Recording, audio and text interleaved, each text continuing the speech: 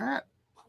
It's pretty fat. We probably ought to get that like cover the whole screen next time. But yeah, I gotta do it the other way. I think that looks really sharp. I think that looks really, really sharp. I think so too. Wow, look at you! All right, we got a rockin' episode tonight. Your hosts are all completely shredded from spending the week in Vegas, and so I have no idea how this is going to go. But we have a very, very, very, very, very, very special co-host joining us tonight. Boom! Hello, Smurfy Smurftacular. What's up, everybody? Smurf, Papa Smurf in the house. Come on, everybody. Hey, Christian, I miss you. Sorry, Papa. Look, check this out, everybody. Check this out. How you guys doing? How you guys doing? Fantabulous. I haven't seen you guys in so long. I know it's it's been too long. Too long. I've had enough. I've had enough already. No, you haven't. I'm good. No. Never heard of him. I love this Keith guy. What's up, everybody? What's up? Come on, everybody. First off, I'd like to thank each and every one of you, no matter where you are, where you're watching it from, my new subscribers, my old subscribers. Keep going, Eric. I can't remember. I've heard it so many times this week. I can't remember. Part-time subscribers, we love you all. Up, Eddie? Thank you for being here. Come on, everybody. What's up, everybody? Welcome back to the channel. Welcome all my new subscribers. My channel. I appreciate each and every single one of you guys for taking the time out of your day to watch and support my channel. It means the world to me. Yes, all that. All right. Everything. So what's up, bro? Oh my gosh. We've got look at all these people. Yeah, right. Fred's, oh my gosh. Fred's here. Franko's here. This is the most we've ever had. I think we should say hello to everybody. So you start. Right. I see Hawaii Tim, who couldn't bother to join us. He was like, "Oh, I've been to Vegas so many times. I don't really want to. I don't want to hang out with you guys. You guys aren't in my league." Daryl was in the house. I saw Fred. I saw my good friend Christian Biobombs, Kimberly MC. The Ghost is in the house. Firebird. Who else HM Auto Detailing. This is just a family affair right now. I could have sworn I saw him here. There he is. Yeah, there he is. Hey, I was talking with Christian and Aaron earlier, Eileen, and I was like, when I talked to them both, I was at the bank trying to pull out some money, and I was like, I wanted to turn back to the guy behind me and be like, "Hey, can you roast me real quick?" Because I feel it's so quiet in here. Like I've been used to getting roasted for 5 days straight. So can you we missed the abuse? All right. You know what? Make fun of me? How about we just do it this way?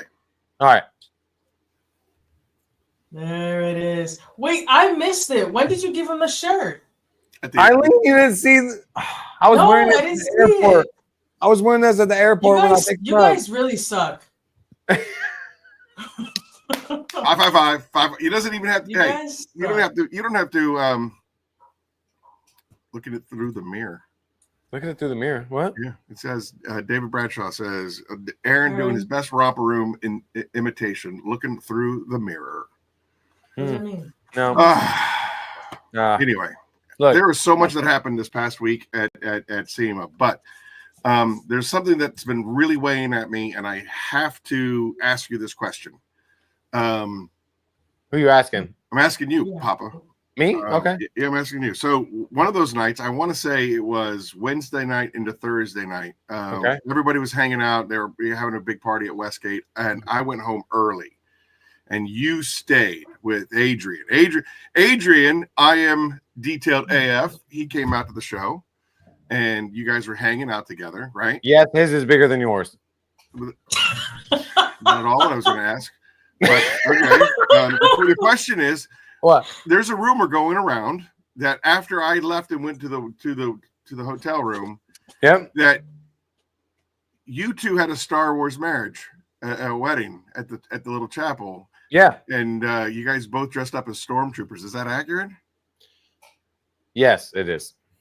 Well, I'm confused. Who you got married to? Who?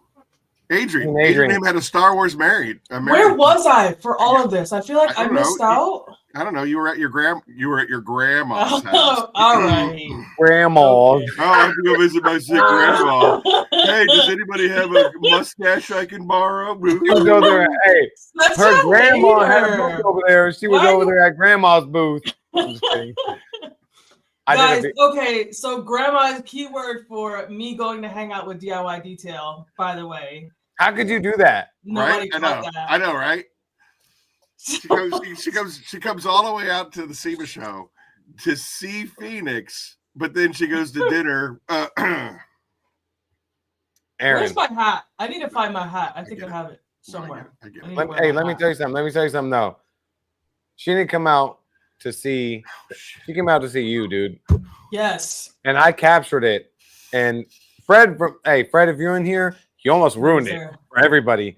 But the good news is that I'm naturally clueless. So well, yeah, exactly. Because you came around the corner. Eileen saw it too. I was like, oh, because we were going to surprise you. And you just came walking around the corner, and I was like, oh, look, leaving your booth again. And then I know, and it took him like a minute to like register. There's a sea of a million people. What he was looking at. Yeah. And then it dawned on me, and I was like, what did I say? I was like, hey, excuse me, this customer wants to talk to you, and you were oblivious. Yeah, and then he was just like, and then his eyes lit up. Go for here and stay for grandma. They lit up. Exactly. That's exactly right. They lit up. I have pictures. Trust me. I'm gonna photo dump for the next 3 days, 2 or 3 days. I'm gonna photo dump. He cried. I told you he was gonna cry, Eileen. He cried. I didn't cry. Bombs, yes. I didn't cry. Love you. You're stupid. Christian. Hey, come on. Hey, cheers to my man Christian. Mr. Smooth Soul. Ain't nobody in here got a smoother. Mr. Smooth Soul. Look, you see how I got these shirts made, Christian? I told him I'm gonna send you a shirt. It's gonna say Mr. Smooth Soul, and it's gonna have his face right on it because Christian got the smoothest soul out of anybody, bro. He's anybody. The man's a freaking rock star, dude. Yeah, he is. I don't know what this hangover everybody keeps talking about, but I'm a professional, and I couldn't tell you the last time I felt hungover. And Papa, did we not hit the sauce a little hard this week? Yeah, we did. The only thing I hung over anything was my. I'm not even gonna say it.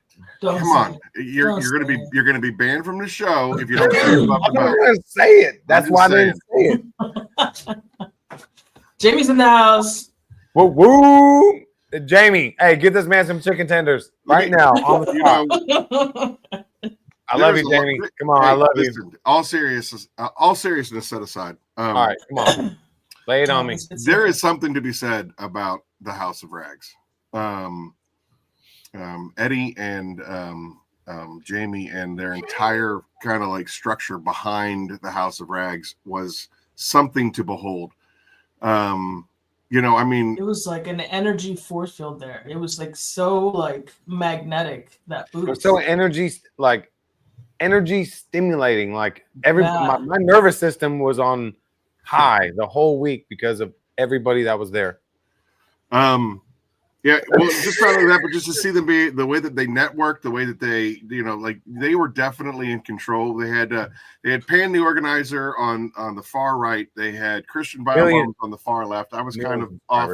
I was beside Christian, and then they were representing their company on the other side of Pan.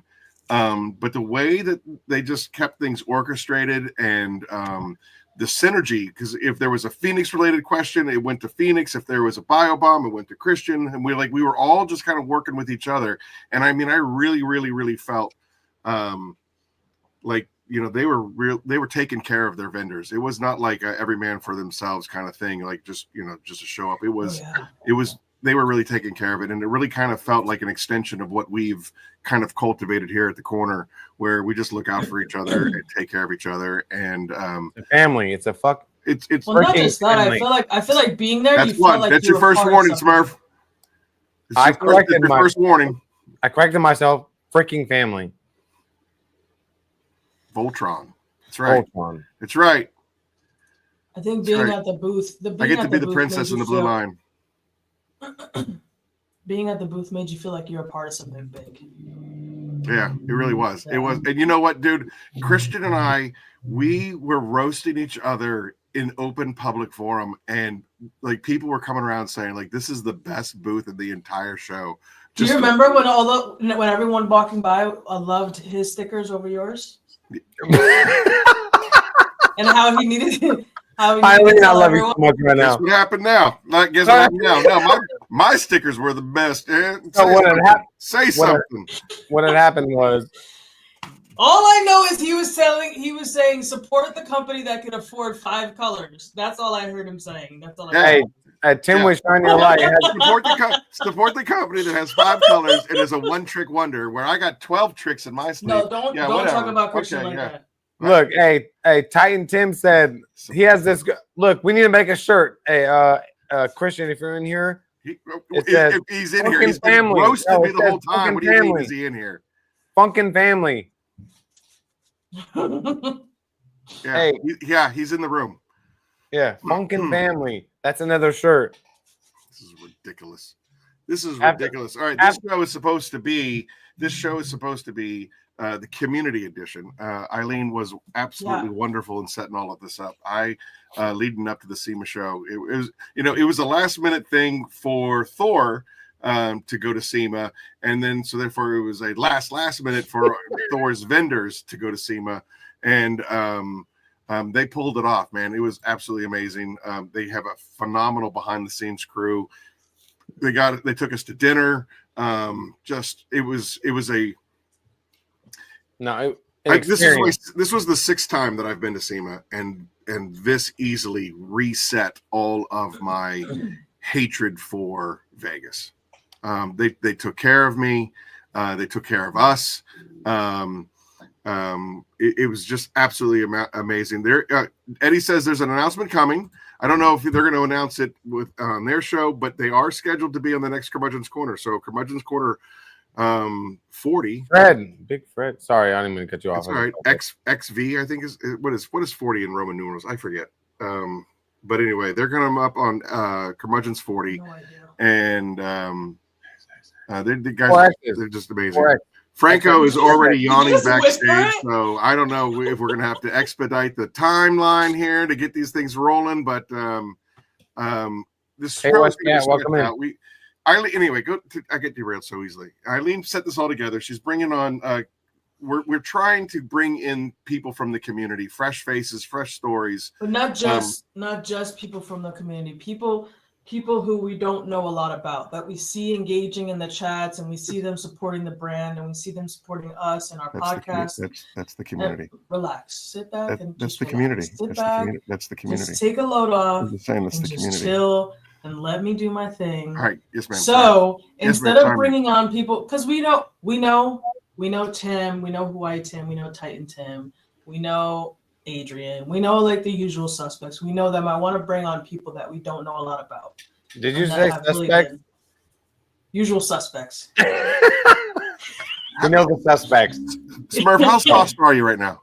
What? How sauced are you right now? He is. On a scale of 1 to 5, where are you? On a scale of 1 to SEMA. I didn't hear the question because you guys are talking over each other. No, we're not. How sauced are you right now? So, okay, five being what? Come on. Yeah. 5 being where you're at right now. Okay. 1 being 0 alcohol. So we know that you're pretty smoked. That's fine. Continue with your story. I'm like a 6'8". 6'8". 6'8". What is that? What scale are you grading that on? He went 1 to 10. I'm like a 6'8" on a scale of 1 to 10. He went to the one bite everybody knows the rule scale. Everybody knows the scale of 1 to 5. He completely. Okay, guys, we know where he's at. We're so off the charts. Look, check this out. I'm still. We are not even a half hour into this. I know. Look, check this out. Hey, Eileen, I'm telling you, I'm here. I'm listening. I'm gonna be divorced by the end of the week. No, you better not. I've been roasting my wife since I got home. I said, "Babe, it's not my fault. I've been hanging around with better get yourself so many people." Eileen, the reason why he's going to be divorced by the end of the week is because of those females with Adam's apples he was hanging out with the entire time at SEMA. Adrian? I thought we were going to keep that off the podcast. Look, Eileen, look. It's your world. We're living in it, all right? Adrian's not even here to defend himself. Oh.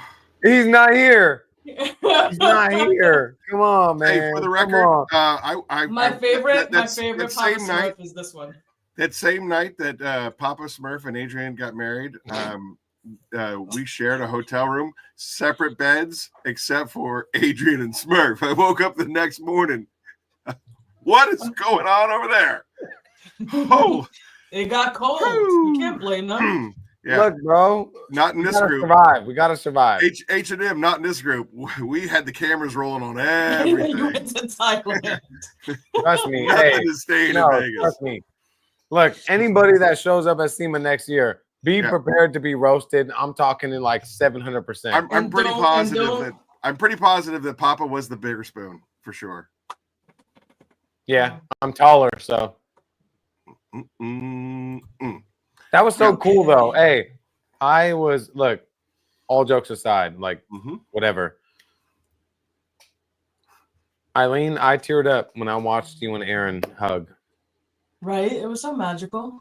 I teared up. Like, I don't care. Call me whatever, but when I saw you guys hug, I saw the absolute, look, this is what it was. Have you guys seen Inside Out when like, everybody's in their brain and shit? So, when you guys hugged, all I saw was, you have no idea how much this means to me. Oh my God, my brain's it's imploding right now. That's what I saw between you guys. Yeah, but you were also high, so. No, not then. I was high on life. Later, high on life. Not then. No, it was absolutely a magical moment for me. Eileen, you have really been unbelievably kind to me, kind to Phoenix. You've been so helpful. You've definitely brought still thinking about Adrian. Exactly, Rick. Of course you are still. Oh, sorry. Not him. You. Hey, me? Yeah, we just want to know who's the bitch and who's the butch in the relationship. Wait, see? What? This is an equal relationship. Come on. I would say if I were Adrian's not even here to defend himself, so we can all. He knew we were going to be here, and he knew we were going to talk about the epic Star Wars wedding of the year. So, I'm calling him right now. I'm going to tell him you better get on here and defend yourself. Tell him how amazing I was. So anyway, Eileen, the fact that they did, and apparently they knew about it for weeks. They knew about it for weeks that you were going to do this. Yeah, we've been talking about it for a while. You jerks! Not one of my friends let me in on the secret, so that I could. That because they're your friends. That's why. Exactly. It literally was a punch in the chest. I walked the corner, and then there you were, and it was like. Except for Fred. Fred almost blew the whole thing. Fred did not blow the whole thing. You heard it though, and you were like, "What was funny was." What did he say? He was like, Fred came up. He goes, "Where's Adrian?" Oh yeah, he's over there talking to Eileen, and I was like, "That's not at all what he said." I think he said exactly what he said. He said, "Where's Eileen?" And I was like, "I have no. She's no." No, that's not what happened. Adrian was on the phone talking to Eileen. Oh, well, there you go, talking to Eileen. That's why I didn't make the connection. That was right when we were getting her in the show. Okay. And Fred came up and was like, "Hey, what's up, everybody?" Oh, yeah. Fred, I just saw Adrian. He's over there talking to Eileen. Fred, neither did I. Like, come on, man. Come on. Talking to some. Hey, where's Adrian? Oh, he's over there talking to Eileen on the phone. Oh, okay, no big deal. So what? And then your response, Aaron's response was, "Screw her. Tell her to get her ass down here." And then you didn't even know she was already here, bro. I was like, yes. Yes. Didi, what are you talking about? Poor Fred. Poor Fred. Fred is a legend. Fred is a legend. Even a blunder like that, he was perfect. Like you couldn't get him more. I'm pretty sure Fred walks on water. I'll just put it that way. On the he top walks on water, and he should be on the radio. Because I mean, Fred, you had no idea. So right? It's not against you. You had zero clue. So you were not like, I'm gonna go blow up there. I'm gonna ruin everything. No, you had no idea. Exactly. Fred. I'm not putting him on blast. I was just saying I was scared. I stand with Fred. Hashtag I stand with Fred. I was scared because me and Eileen were talking like a month in advance. Like she was like, "Let me know." The first person I told. Yeah. Let me know a day. We're gonna plan this out. I was like, he's gonna cry, and he did, and I have it. I have tears in his eyes. In 404. I haven't seen him in our chat room in like a year, 2 years. Was it 3 years before Phoenix even started? 404 404 is the man. Curmudgeon Corner's #1. He was here last. I know. That's right. Yeah. That's how bad we were. That's how bad. Thank God you're here now, Eileen, to turn this ship around.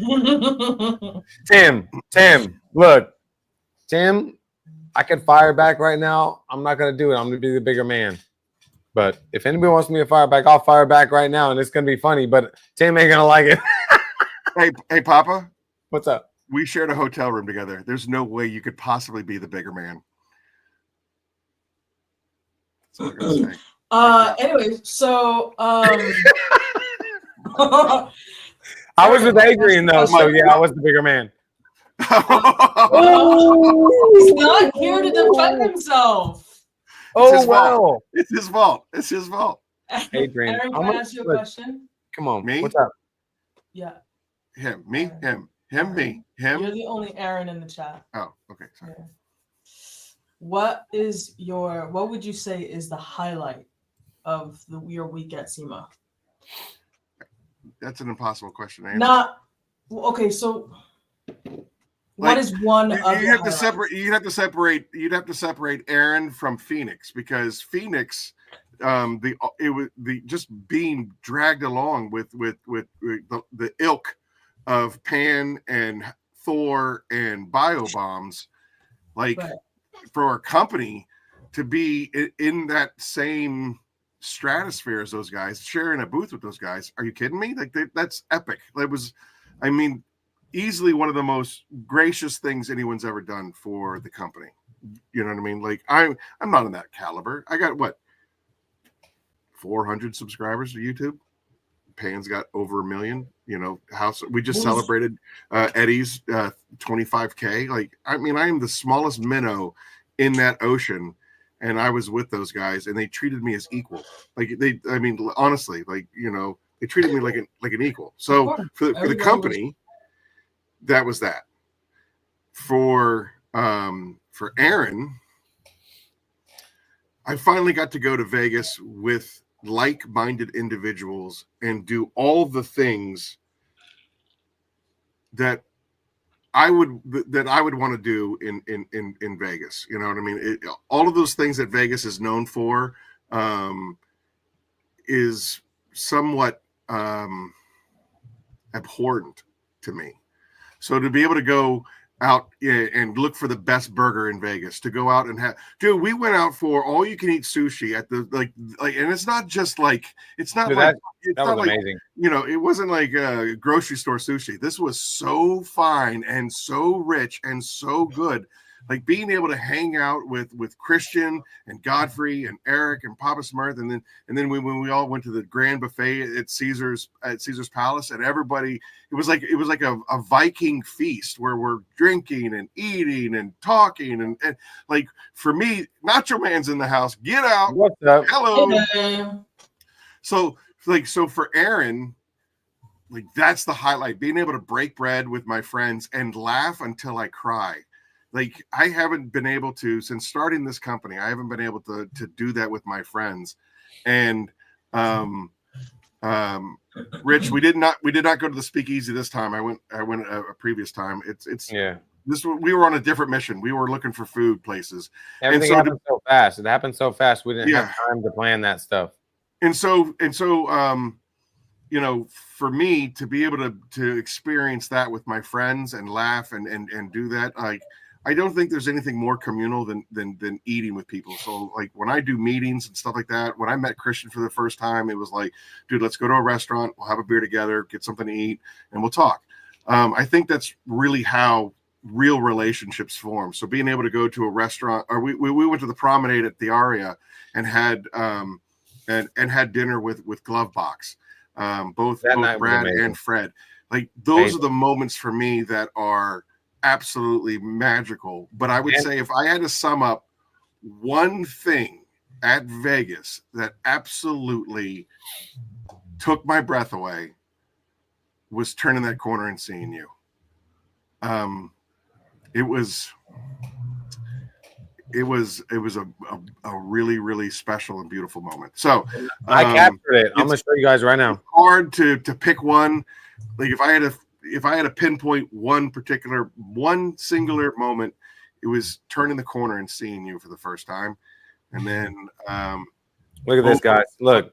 But that was pure magic. Look at that. Pure magic. But overall, I would say those moments being able to tackle Vegas the way that I wanted to tackle Vegas, the way that I thought my friends want. It was closed. We tried to go there, but it was closed. Papa and I went out there the first night. We had the best hotel. It's called the Plaza. It's right at the very end of Fremont Street. We tried before it was closed. Yeah, we wanted to go to the Heart Attack Grill. Yeah, we were trying to go. As soon as you walk in the front door of the Plaza, you're on Fremont Street, and we just walked the whole thing. And the Heart Attack Grill was closed, and we were so bummed. But Aaron wanted the wiener stand. I mean, yeah, we went to Dirty Dog. We went to Dirty Dog, and there was some blonde out front, and she was, and we were like, "We've never been here. What's good?" And she was like, she told us to order this thing off of the menu. It was called like a smash dog or something like that. Smash dog, yeah, I believe that's what it was. Man, it was insane. It was a hot dog wrapped in bacon with nacho cheese and French fries and a bunch of other craziness on there.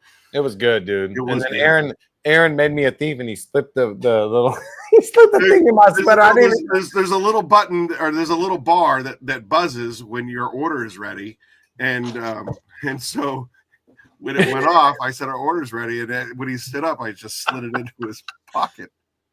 And then when I got home, I got back to the hotel, and I was like, "What is this?" He was like, he started laughing. He was like, "You didn't even know," and I was like, "Is this from Dirty Dogs?" And he was like, "You didn't even know." I was like, "I'm a thief." Thanks. Exactly. Right. But not only did I have ice cream on the beach with Tim, but Tim and I, we also went. What's the name of the pier? It was like Restaurant 42 or something like that. Pier 42. That we actually had a meal. So yeah, I love meeting my my family and breaking bread over it. That's the best part for me. So anyway, we're at 8:30. 6:30. Eric, what about you? What's up? What was your best part? What's your highlight of the trip? Other than the Star Wars marriage at the wedding chapel with Adrian. Other than me and Adrian spooning. Other than your swordplay, right? Tummy sticks. It's called tummy sticks. Right. I can't get myself to say other that. Than the tummy sticks. I can't. Anyways. Look, check this out. Check this out, everybody. This is what I witnessed all week, literally for 5 days straight. It was the roast. Look, this is what I call it: the roast of everybody. You step into the circle, you're getting roasted, and if you can't take it, go home.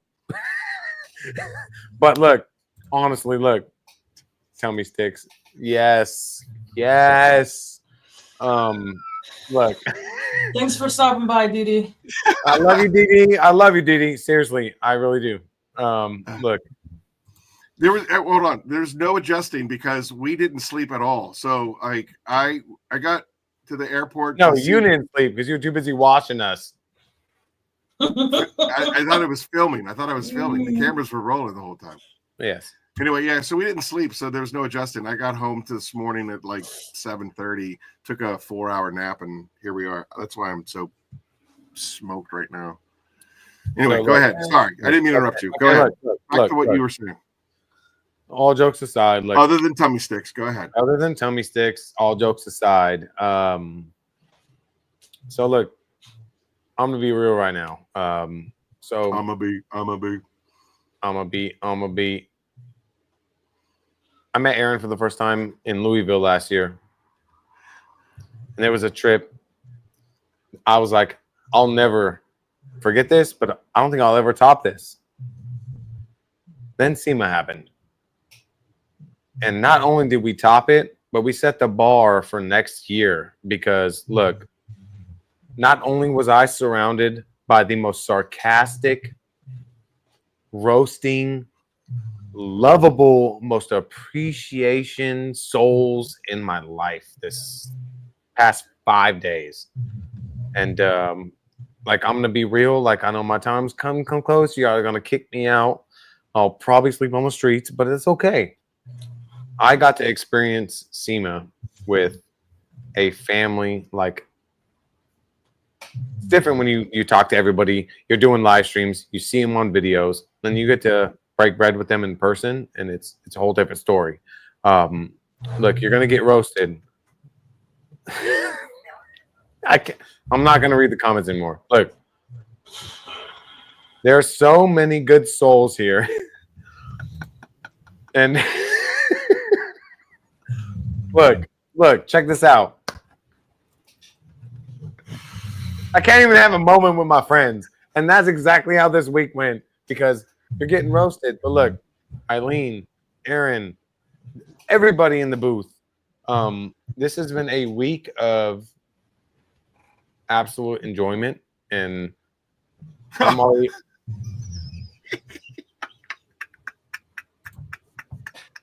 That's not what Adrian said.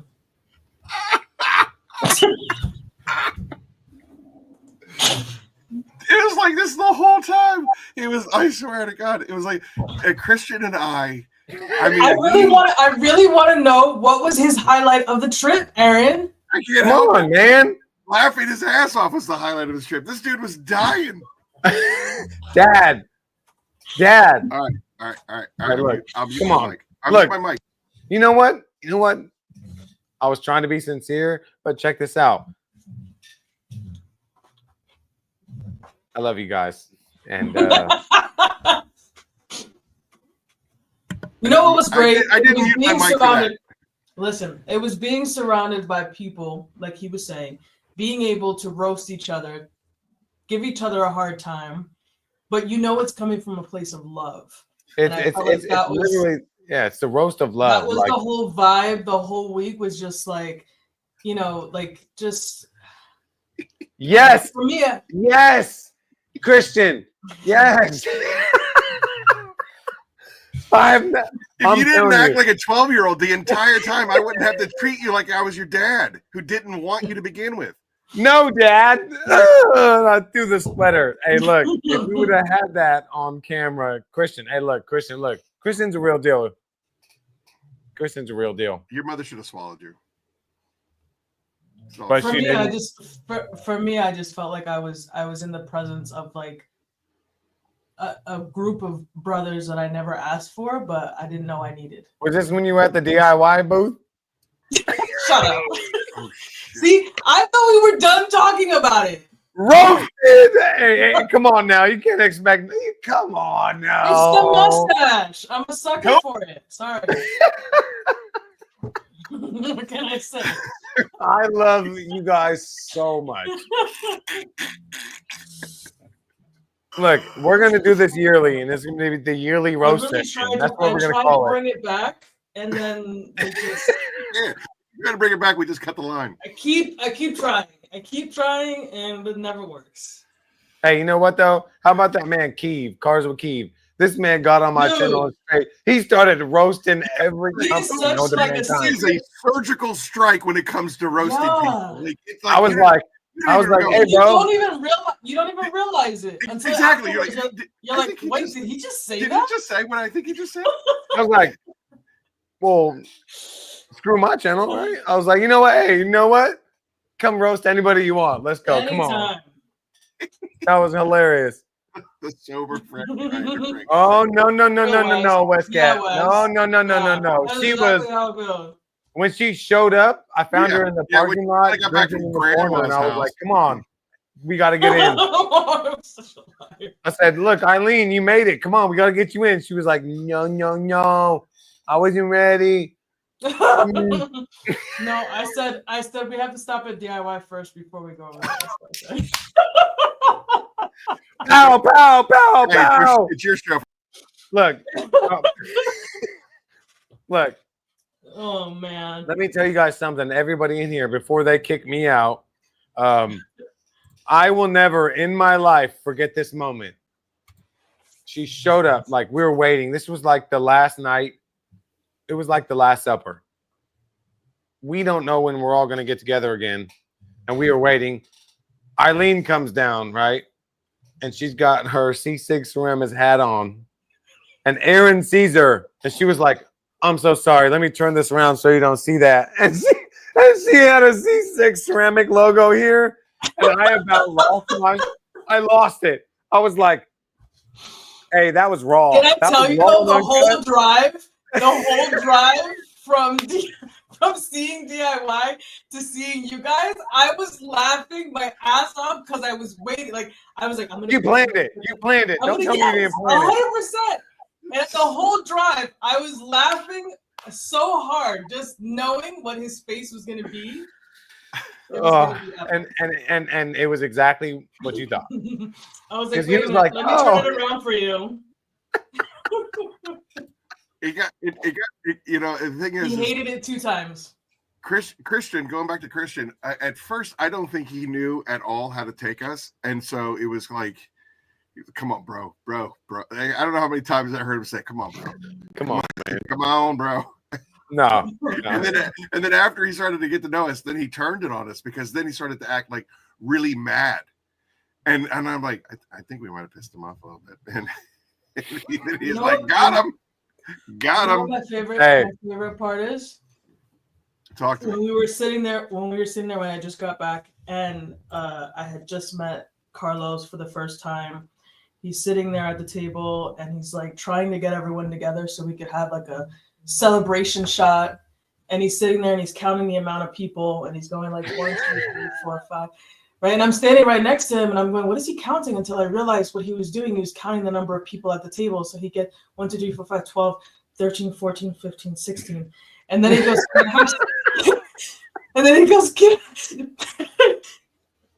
I have 16 shots of Jaeger? You just counted yourself 5 times, bro. 1, 2, 3, 4, 5. Yeah. 13, 14, 15, 16. I was like, did you just count yourself? He was a machine. Hey, buddy. That dude, apparently it was his birthday like a week ago or 2 weeks ago. And he had not stopped drinking for the entire month. He was such a good time. He was awesome. He gets the show. We're hanging out. Blah blah blah blah. I said, dude, I hear it's your birthday. Da, da, da, da. And I said, congratulations. I said we should go out and get some apple juice to celebrate. And he was just like, my order's almost ready. He goes, what's that? My order's almost ready, Aaron. What does that even mean? Oh, is that it? You got a souvenir? You got a souvenir from Dirty Dog? And said, your food's almost ready, Dad. Dude pulls out shots of Jaeger out of his backpack and was like, I'm always ready. And I was like, you're my spirit animal. He is.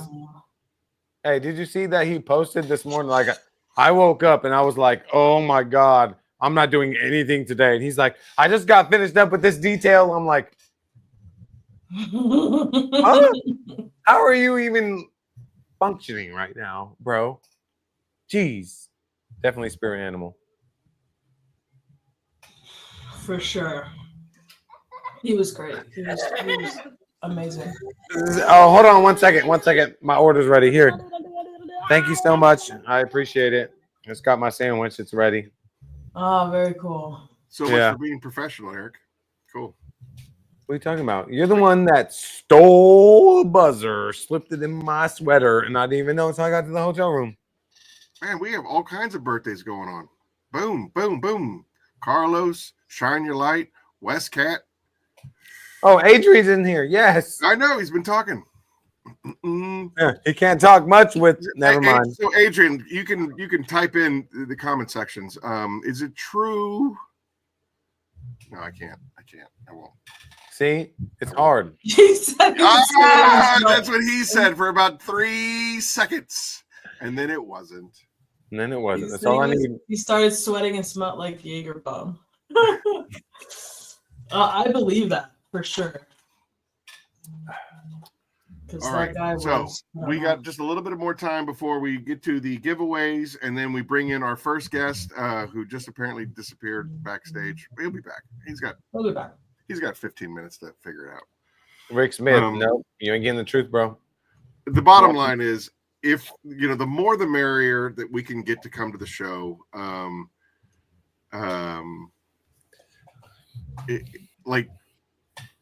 The way that those guys made me feel is the way that we want to make you guys feel. This is our community. These are I got the fanboy out on so many different people. And dude, Josh V, come on. Josh V. The whole weekend he was talking about Josh V. The whole weekend. He is the easily the epitome. You were fangirling on him? Yeah, he was the coolest dude I've ever met in my life. I don't know what it was about him. Looks like he would be. Wait a second. Christian's pretty cool, but I don't know. Like Christian is like Big Brother cool. Josh V was like Fonzie. Like cool. Boyfriend cool? Oh. Yeah, like no Fonzie. Like just like, hey, look who's over there. It's just Josh V. Oh like Adrian cool? Yeah, Adrian cool. Definitely Adrian cool. Definitely. Look, check this out. Y'all don't even look. Me and Adrian and Christian pulled an all-nighter pretty much on Thursday, and let me tell you something. I couldn't even express the amount of fun and laughter. I was literally sore. Like I was sore from laughing so much. We know you were sore. We know you were sore. You got a Star Wars wedding. We know that you were sore. Sure. Where you were going with that. Check this out, everybody. If you ever meet us in person, trust me, this is what you're going to expect. Yeah.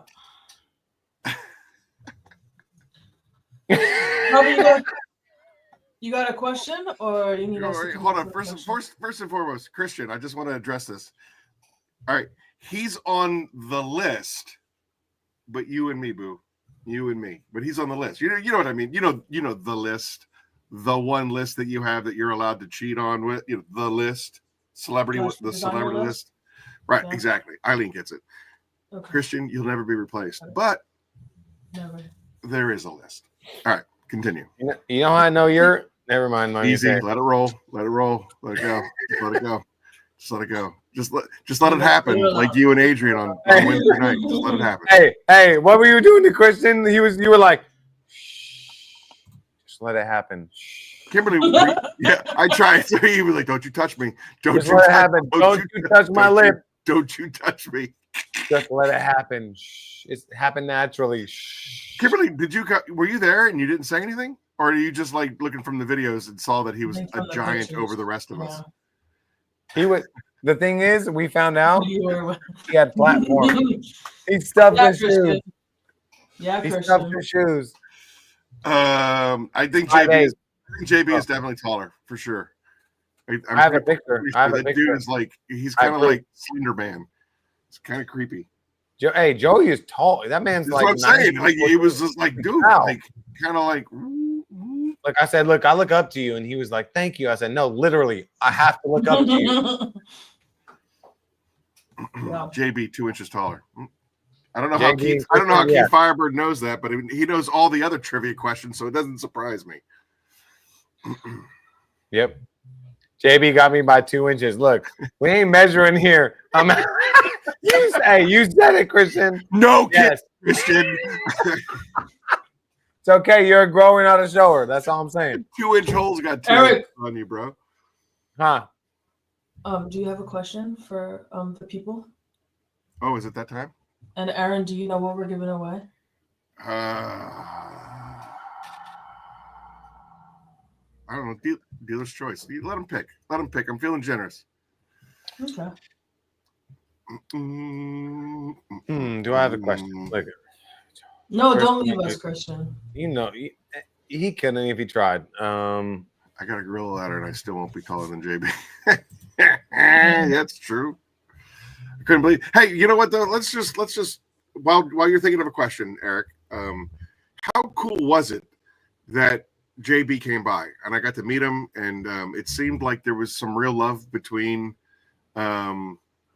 between Thor and him. So I'm hoping that means that there's new beginnings and for all of them. And from what I understand, they've got some things in the work. JB and Alex got some things in the works, and obviously Jamie and Eddie have taken the detail community by storm. So yeah, JB and Alex have a podcast. Have you seen it?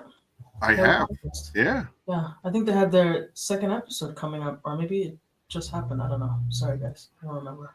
Yeah, JB and Bucky. Yeah. Yeah. I'm trying to think, man. What question I have? Man, you're the worst. Okay, here's a question for you. And you get a bottle of whatever it is that you want. What was the name of the hotel that Eric and I stayed in? Do they know? I mean, did we tell I brought them? it up in the conversation earlier today where you and I stayed, blah, blah, blah, blah, blah. And it was really cool because there he goes. Tim McLaughlin got it. Boop, boop, boop. Of course. Vegas man himself, of course he knows. Yeah, Aaron, we said where Papa Smurf and I stayed, not where he and Adrian stayed. Right. The Flamingo. Star Wars, not what they did. Not what they did, but where they did it. Hey, I call it the better the best. That's what I call because not what they did, but where they did it. He gave me in one night. What he's gonna give me in 3 nights, Aaron? Come on. The Bates Motel. All right, Tim, you and I will text back and forth later and let me know what you want and where you want it. Which is exactly what Eric said to Adrian. You know, I know. I got it. You would get lit up right now if we weren't live, dog. This is exactly what Eileen even said it. Exactly what Adrian said to Eric that night. Tell me what you let want, me know what you want and where you want it. Yes. Oh my god. I give up on you guys. This is the episode. This is the episode I'll where see you guys next week. This is the episode where Amazon Audible cancels us as a podcast. Like, you know what? Yeah, for real. Nope. We're not with these. Eileen? Churlish and inappropriate. The whole week. Yes, that was all of us. All right. So, questions out of the way. Does that mean that we now? It looks like Franko's falling asleep. He's yawning back there. He's trying. Nope. Hands up. He's ready to go. Oh, he was twerking back there. I saw that. I saw it. Crazy. Yeah. I'm more worried about Rick Smith. Like that fella puts in some long days. Yeah, Chippendales. Yeah. I couldn't agree with you. I couldn't agree with you more. We had the best time at the end of Fremont Street. There was, we had access to everything, huh? Who doesn't want a $10.99 prime rib and lobster dinner? Straight up, I do. Even if I'm not hungry, I'm going to try it. Why not, dude? What about that guy, dude? Remember that guy that was getting blessed by the nun? That was amazing. All right, this is one of the only things that can happen in a place like Vegas. We're coming back. We're coming back from the Dirty Dog. Or was it from the that penis convention? P and S convention. Sorry, I get the name wrong. Yeah, it might have been walking back from the P and S convention. Yeah, I think it was. Yeah, at the Golden Spike. So anyway, so we're coming back for the penis convention, and on Fremont Street, there's this nun. She had, the nun attire, except for this part was missing, and people were going up and getting hugs with her boobies. It's the only way I can put it. Like she literally would just kind of toss it around your neck like a like a lasso, like a scarf, like a scarf, and people were taking pictures. It's only happens in Vegas. It's the craziest thing. It's absolutely bananas. All right. That being said, I think we got SEMA out of the way. I'm sure we're going to talk about SEMA in its entirety. A full disclosure of what SEMA is in 2 weeks when we have the House of Rags on our show. Eddie and Jamie are coming on. They are going to rock the house in 2 weeks, November 23rd. We're going to have Thor in the house, and it's going to be a SEMA review. So if you haven't been to SEMA, you're going to hear about it here first. There's going to be lots of video being posted. I'm attaching some files to Eileen so that she can start doing some social media stuff, and I'm sure you guys have already seen all of their stuff that they've been posting. So yeah, Rick wants to know how Eileen, how was your SEMA experience? Well, what happened was we had to sneak her into the vents. I had to go in. We had to sneak her in the back. She got in. 100. But all in all, how was your experience, Eileen? I think it was amazing. I loved every minute of it. Like I said, it was like being around brothers that I didn't know I needed, but I did. Yeah, hey, especially when you're over at DIY. Oh. See? Look, check this out. Such a great moment. You just messed it all up. Eileen, I really love, and I'm mad that I didn't do what you did and got my thing signed. Yeah, that was great. That was dope. That was dope AF. I don't think I can post the picture, but I have the best picture of Pan the organizer signing Carlos's shirt in an angle It doesn't look like he's signing Carlos's shirt. Look, he's like, I'm about to give you 1 million subscribers right now.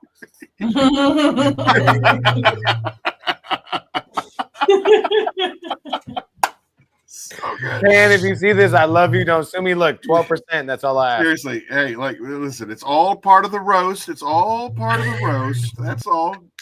Don't squash me like the bug that I am. All right, without any, we lost Eileen. Anyway, we don't need her. Frank, you ready? This man Christian said, I'm going to check in for the first moment. Christian, I know you out here listening in the background, toking it up. I love you, man. Look, check. Dude, but I'm not going to post it, but it is gold. There's also another really great picture of... If it involves the words my or my mom. No, it doesn't. It involves Christian and a certain terrorist from the Middle East. Oh, come on, bro. Come on. Who wore it better? Look. I'm going to defend my boy, all right? Christian wore it better, all right? All right. Anyway, we got to get Franko on here because, I mean, these guys have been awesome about waiting backstage, and I know it gets boring. Mr. Smooth Soul, I love you, bro. Here we go. Without further ado, the man, the myth, the legend, Franko. What is happening, sir? Unmuted. There we go. There he is. What's up, everyone? What's up, man? How's everything looking, man? I know you was a little rough. No, man. Everything good? It sucks at this app. I'm using my cell phone and it freezes on your end. It doesn't freeze on mine, but yeah, it's a pain. But we'll make it work. It seemed like you brought your A game at X's and O's. So I mean, if you're giving us the half-ass, I'm gonna be a little. I lost upset. you at A game. Did you really? How you doing, brother? What do you got? Here. What kind of apple juice you got going on there? I lost. Man, I've got. This is how you know it's apple juice because the bottle is shaped like an apple. Like an apple, yeah. Ryan Hansen, the chairman of our the Pay It Forward campaign, he sent me a bottle of that, and I promised him that I would only drink that with him on that episode. I love you, Fred. Fred, it was absolutely epic time. I think we need to do this again in Chicago. You can take us for some tavern pizza. We'll be in your hands, and if it sucks, we will roast you to no end. Just ask Titan Tim and his what was it, grind burger?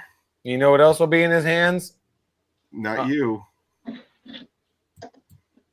As long as Adrian's there, nope. Eileen. Welcome, Franko. You got two. Where'd you go? I lost my connection. You're lying. Oh, come on. She does it from time to time. Yeah. I lost my connection. You're lying. I'm ready for this. I need to get me a MacBook. I need to get a laptop. This cell phone stuff it freezes. We're going. I use my desktop. You don't need a laptop. Let me tell you something. I don't have a desktop. Your video is the most crystal clear video here on my laptop. But yeah, I think it's just the app. You guys are seeing frozen right now. Everyone's frozen. Fred, much love. Thank you for everything that you do and who you are as a person. You are much loved in this community. Much love, definitely. All right. Sorry. Once again, sorry, Frank. No, you're good. So am I to understand that you only exist on YouTube? You don't do the other social media stuff. Is that accurate? Tell us the truth. Okay. Exists for what? You only exist on YouTube. You don't have you don't do IG. You don't do Facebook, correct? No, I don't do any of it. Yeah, Facebook, Instagram. I don't even get on Pinterest. Yeah, I'm just 100% YouTube. Yeah. I mean, other than Grindr, you don't do any of the social media stuff. From what I know. Look, I'm gonna warn you right now. Come on, man. There we go. Yeah, it's gonna be bad. It's gonna be if it's anything like the past 5 days. OnlyFans, yeah. How's your feet work, Franko? How's your feet work? Mine is called Lonely Fans, though. Not OnlyFans. Lonely. Look, check this out. Patent pending. Lonely Fans, where everybody that can't make it OnlyFans. Yeah, every single comic book collector is on that channel, including you, Aaron. I spend money and make money at the same time.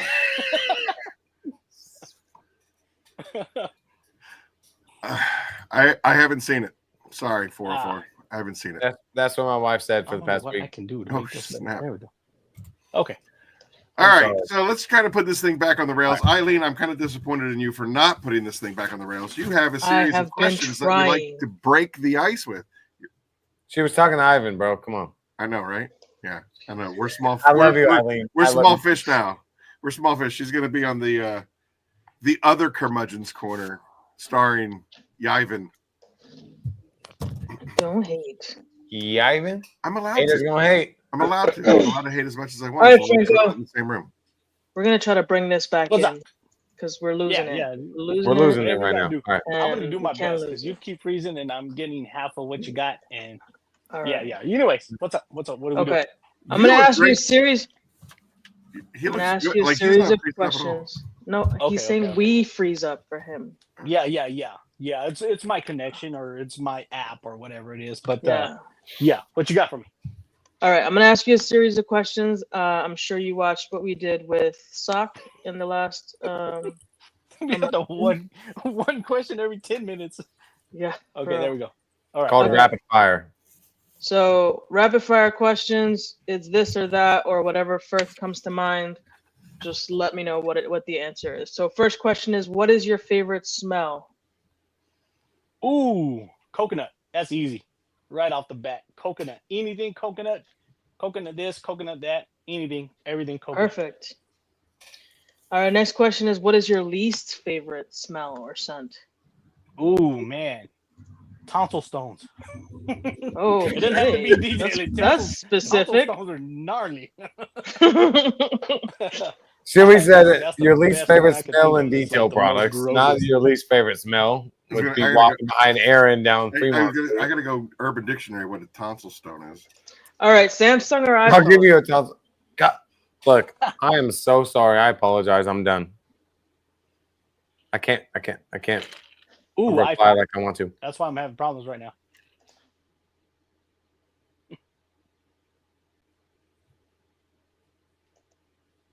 Two types of gases composed Did you into get it? cheese-like matter, ranging in size from the size of a pencil to the size of half of a pea.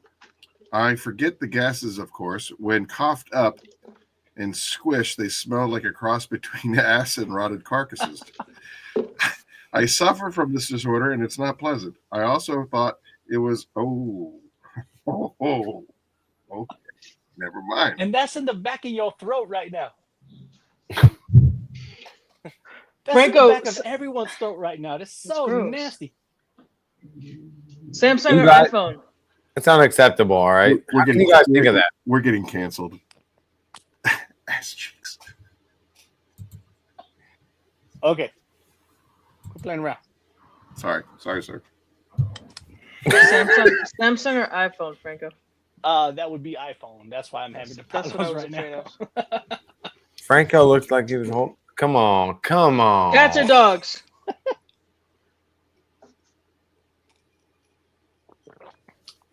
Cats or dogs, Franko? Both. Why not? Both are great. I like it. Yeah.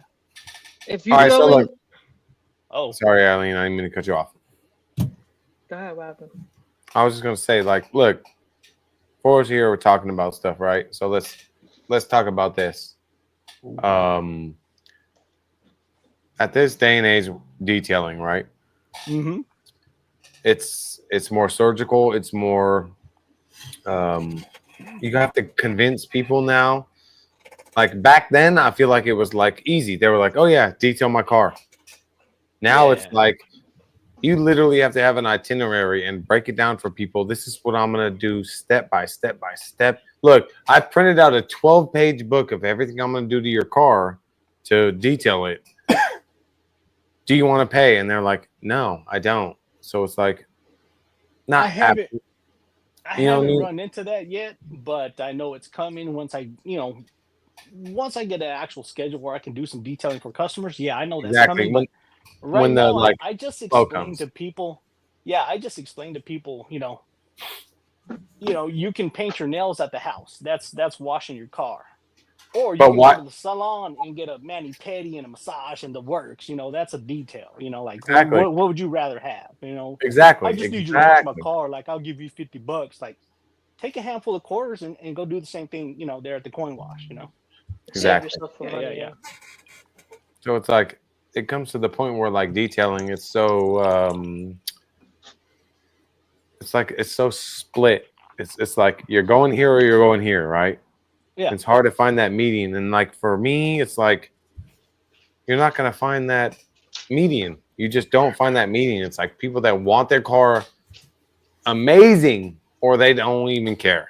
So it's like that median. It's so far apart now to the point where it's like, look, you want this, you want all this done, but you only want to pay this much. Okay, look, Eileen, look. I'm trying to keep my cool, man. They're just feeling the Smurf, man. And how the hell you start talking and it don't freeze none on my end? Like everybody's like every word. I got every word. Smurf. I just meant 5 days with the most worst people in the world, but they're my family. So whatever you're done, whatever you're done, Smurf. We're here for it, Papa. Whatever you gotta say, we're here to listen to it.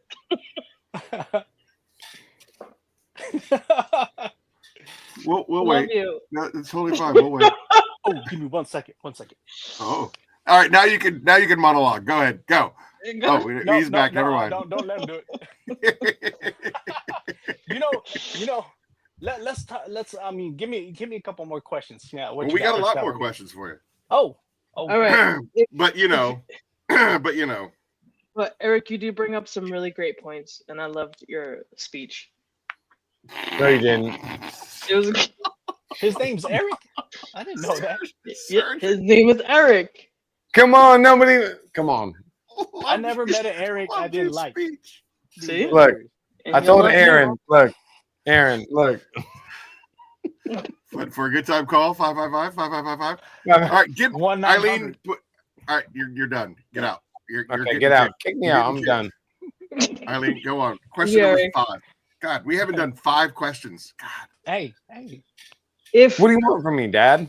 To zip it. We're at coconut, topplestones, cats, and dogs. What we got next? iPhones. And if you could only listen to one song for the rest of your life, what would it be? One album. I'll give you one album, and that would probably be "Sports" by Huey Lewis and the News. Yeah, that's it. That's it for me. Right? I can't do one song. One album is fair. One song is hell. The heart of rock and roll. All right. What is your best sandwich? Oh, they're set up. Ooh. Best sandwich? I don't know. Any sandwich, really. Any sandwich when you're just really hungry. Have you ever been, well, of course you've been swimming or floating the river or, floating in the ocean doing your thing. And when you get out and you're like that special, a ham and cheese sandwich with mustard is fire. So yeah, any sandwich when I'm super hungry. What is one thing that you own that you always feel you should throw out, but you never do? Ooh. I don't know. I'm really good at throwing away a bunch of crap that I don't that's need. Good. Yeah. I think I learned that from my dad. Mm-hmm. Or because my dad kept everything, and then like when it was broken, he's like, "Hey, do you want this DVD player?" Like, yeah, and it like plays half a movie, and it's like, like you don't want to throw it away, so he gives it to me, so I can throw it away. Yeah. What is the scariest animal? Bobcats. Those are scary. What about this particular feline is more scary than the other felines? Why bobcats, Franko? Where I work, I get to see them. Oh, you do? Quite often, but yeah, I got attacked by a bobcat at work. There's a whole story, but I don't know if we got the time. Oh, we'll make time later. Yeah, we will. If we have to come back to Curmudgeon's Corner 50, we're going to find out about that story. He put it down in his notes. He said, "Look, if I ever have him back on, this is what we're going to dig into." Okay, there we go. All right. What was your first concert? What was your first concert? Man, I seen you ask this question before, and I always thought I'd be ready for this one. I really, really think my very first one was Chevelle. Okay. I've seen like a whole slew. I've seen Styx. I've seen Robert Plant. I've seen Joe Bonamassa. I've seen a bunch of really good shows, but I think the very first one was a Chevelle show, mid 2000s. Yeah. Okay. Describe the rest of your life in 5 words. Oof. Eric, you all right? Can't wait. I'm in my head. I'm already like soon. No, I see. What? I see Soon? It. I see it working. No. Hamster wheel. I can't wait to retire. All right, there you go. Those are good 5 Please words. don't tell Aaron's mom. What is your favorite action movie? What is your favorite action movie? And you're back. Okay. What is your favorite action movie? Favorite action movie? I don't know. There's so many. I don't have one for that one. Okay. Maybe one of them? I don't know. Anything kung fu, really. Okay. That's good. We can handle it when we get to Mount Rushmore. We'll come back around to it. Yeah. Oh. Apples or oranges? Oranges. Good answer. And the last is why the question apples and oranges? I don't know. What do you think happens when you die? Oh man, I think we just turn back into cosmic space dust, but on the off chance that there is an afterlife with a good and a bad, yeah, I'm keeping my ducks in a row. Okay. Yeah. Good deal. As best as I can. As Right. best as any of us can. Ooh, caramel apples. That sounds good. For real. HM, not even a little bit. Chocolate orange. How you feeling over there? Chocolate oranges. Who? Eric, how you feeling? I'm feeling amazing. You do? Okay, good. Yeah. Just want to check in on you sometimes. Oh, no, I'm good. I'm good. There you go. Ta-da. All right, so I'm going to switch back. Sorry to keep you up so late. No. I'm ready to party all night. Does it? Because it doesn't look like me. I'm just saying. Oh no. Looks like we're putting you to sleep. I'm a railroader. I stay awake for a living. All right, listen. One of the things that we skipped because we were kind of really off the hook off the hook. Is that right? Out of pocket. I don't know all of Eddie's little slangs. Did you just say out of pocket? Yeah, I think he doesn't. Out of pocket. What it means, it doesn't. It's like you're like just completely off the reservation, right? Like it does. I can't believe that you said that kind of stuff. We were out of pocket in the beginning of the show when we put him on.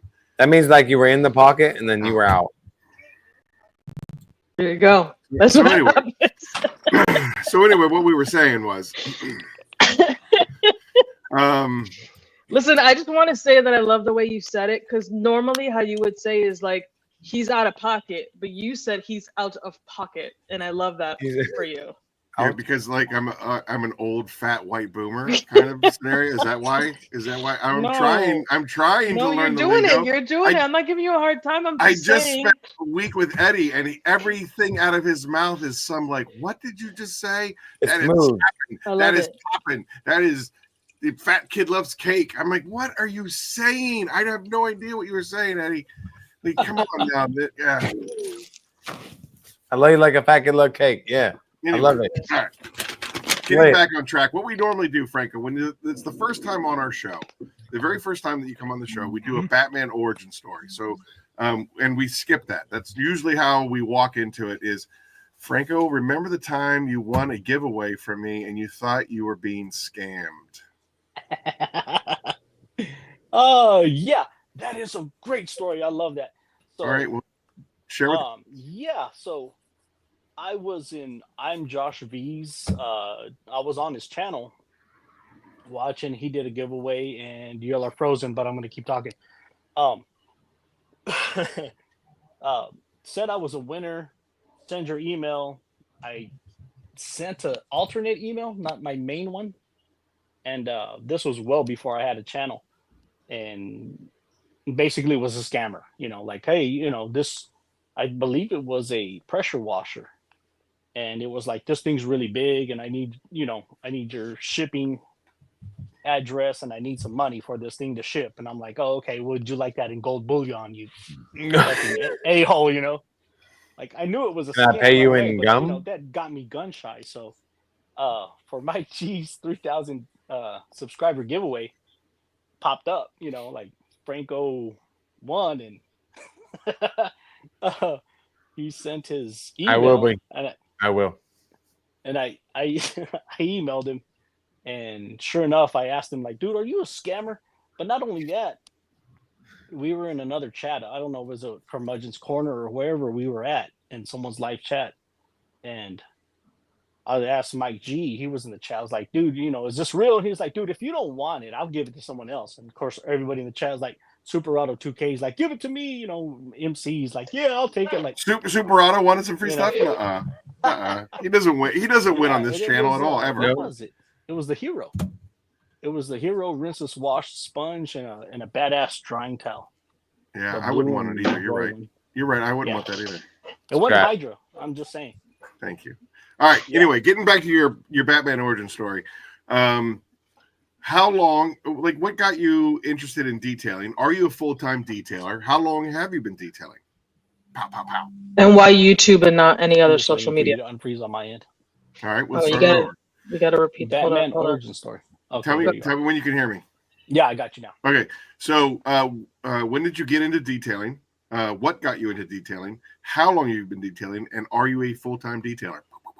I've always been into washing my own vehicles. I got into detailing probably about 3 years ago when I started watching I'm Josh V and a whole slew of others, and started doing actual detailing, washing the car properly, and getting into polishing and all that, just a rabbit hole of that. So going on 3 years now, and I am a full-time railroader. I work for the Union Pacific Railroad, and I've been doing that since 2005. So once I start getting time off, which may come or may not, who knows, but once I get time off, set days off, I can actually start advertising to detail. Yeah. Okay. My grandfather was a yard master out of nice. Youngstown, Ohio. We really don't care for yard masters, but hey. The man is dead, bro. Okay, show a little respect. Hey. Huh? It's my grandfather. Don't listen to him. My grandpa. Franko, why YouTube and not any other social media? Just don't care for it. It's a lot of work for sure. I'll tell you that. Yeah, definitely. And I had Facebook at one point when it first came out, and I just never used it. Of course, MySpace. We were all young punks, and we had MySpace, and of course. I Franko, don't really care for it. You'd be in my top 5, bro. Come on. Who was your inspiration for like your YouTube channel? Oh man. Yeah, yeah, exactly. Like, what made you want to do YouTube, other than the fact that you had seen a whole bunch of people who were doing stuff, but not really kind of the content that you wanted to see? I remember you saying that you were like, I want to make this content about, like, mixing chemicals and doing all kinds of crazy stuff. What inspired you? I think, Eileen, to piggyback off of what you just asked, what inspired you to turn that into a YouTube channel? Yeah, everybody in the chat, just the community is really what inspired me to, because I knew as soon as I jumped in, with the channel, I'd already have X amount of people who, show me support and love.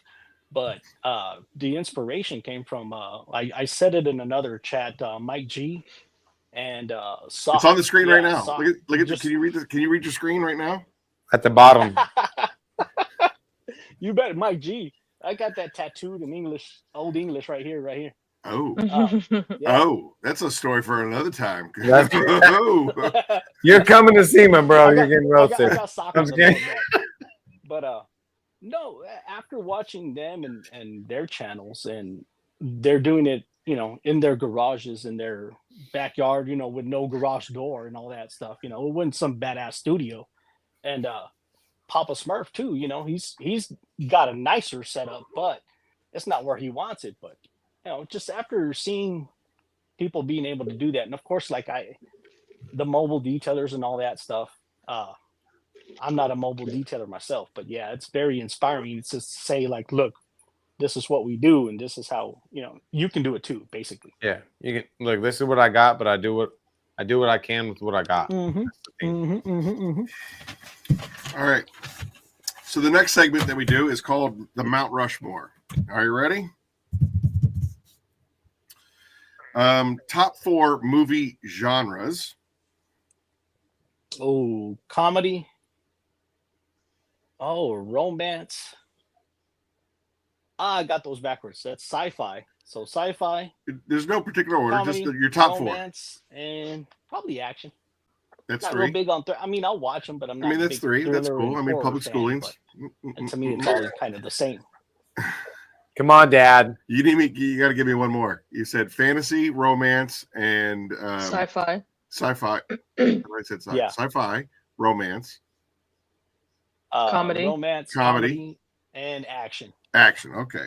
And then out of those 4, which is your favorite? And horrors. It's all kind what of about the same horrors? to me. He's not a big fan.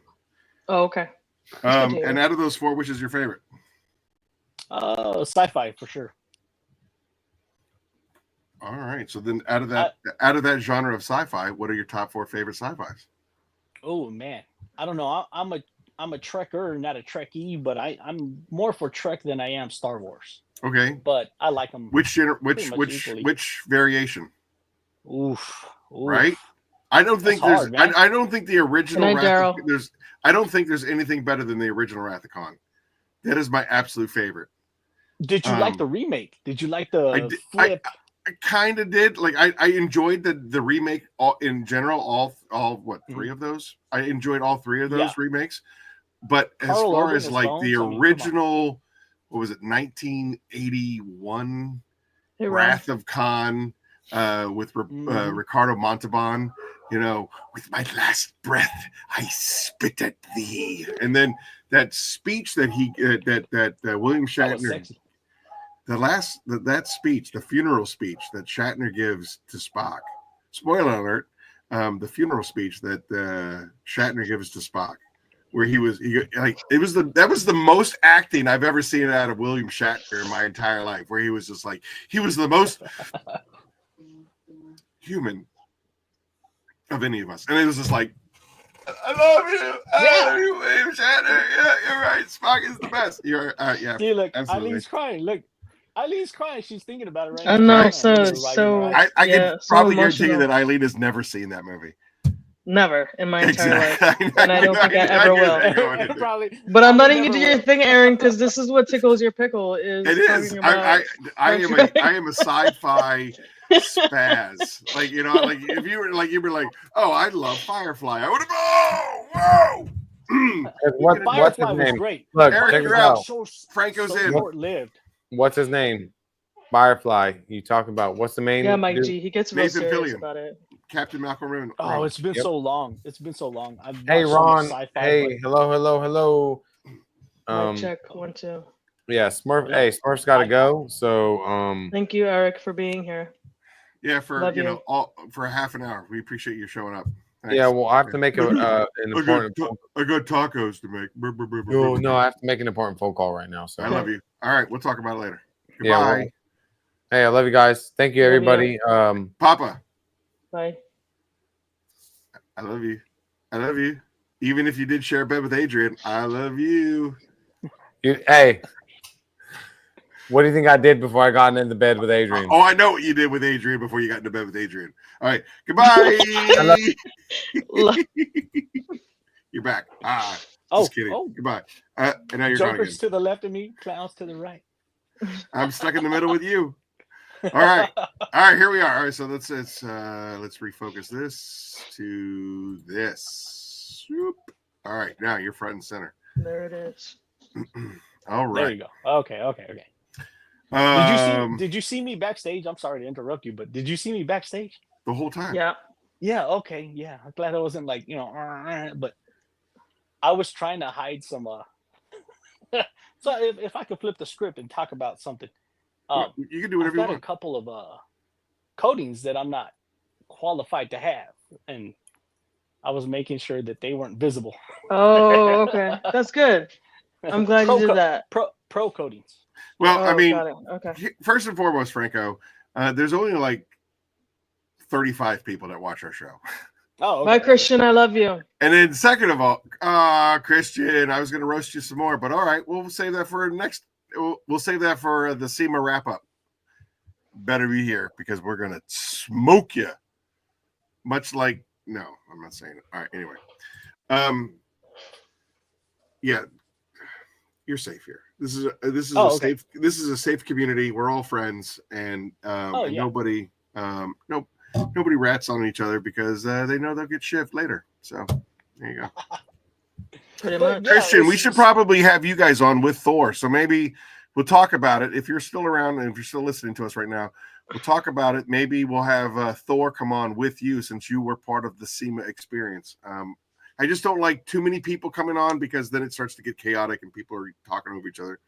But it worked okay with Smurf as long as he wasn't, Right, being. Exactly. Right. All right. Anyway. All right. You were going to segue about things that you were supposed to have on your shelf.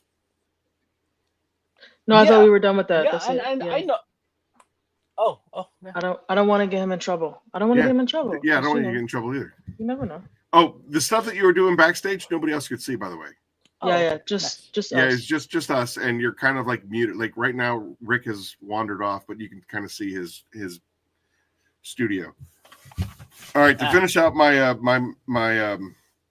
Mount Rushmore, your top 4. Somebody wants to know about Battlestar Galactica. Ron wants to know about it. Is that like a thing? Bears beats Battlestar Galactica. Okay. That's exactly right. I love it, Michael. What a crap ending to a show! And I watched the one with Edward James, almost the newer one. I didn't watch the original. With the Lawrence original, Green. Lawrence Green. And I hear it's great, but I just what a big M. Night Shyamalan twist at the end. I was like, ugh, I don't like that one. It was great. I mean, I never saw it. I never saw it. Mm. I watched like seasons 1, 2, 3, and 4, but I never finished. Never finished. I have that problem a lot. But anyway, I never finished that series. He gets it. He got it. Thank you. Thank you for that joke. Yeah. AMI detail.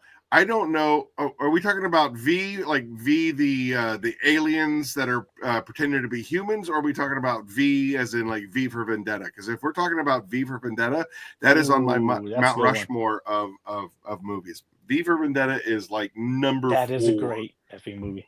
Oh my goodness. But V was really, really cool. I remember watching it originally as a kid in the 80s, living out in California. And then, by the way, where are you from? Me? Yeah. Texas. West Texas. Oh, Eileen's in the know. That's Franko. All right.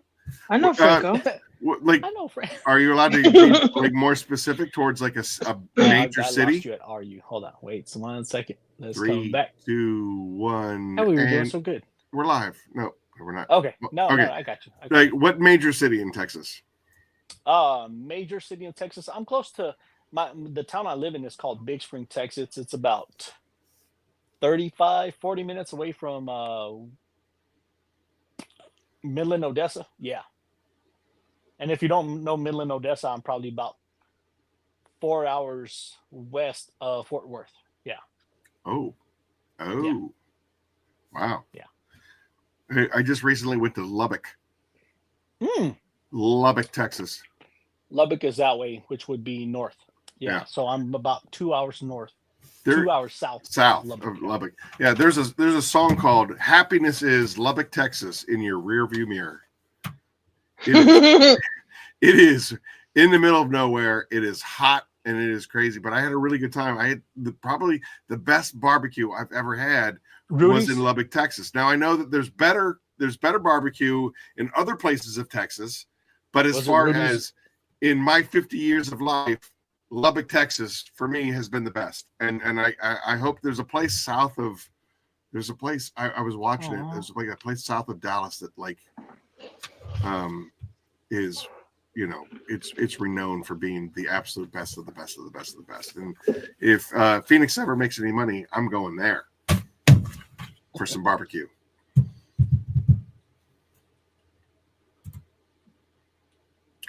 Did you freeze again? Are we frozen? No. Oh, okay. No. All right. Hit him with the next question. Give me your top 4 TV shows. Ooh. Can they all be Korean shows? Because that's all I've been watching. They can be Hospital Playlist. This is you. Yeah. This is on Netflix Korean shows because that's what we've been rocking for the last 2 years. Your big Hospital Squid Game. Playlist. No, actually, Squid Game's not on there, but it's great. Hospital Playlist.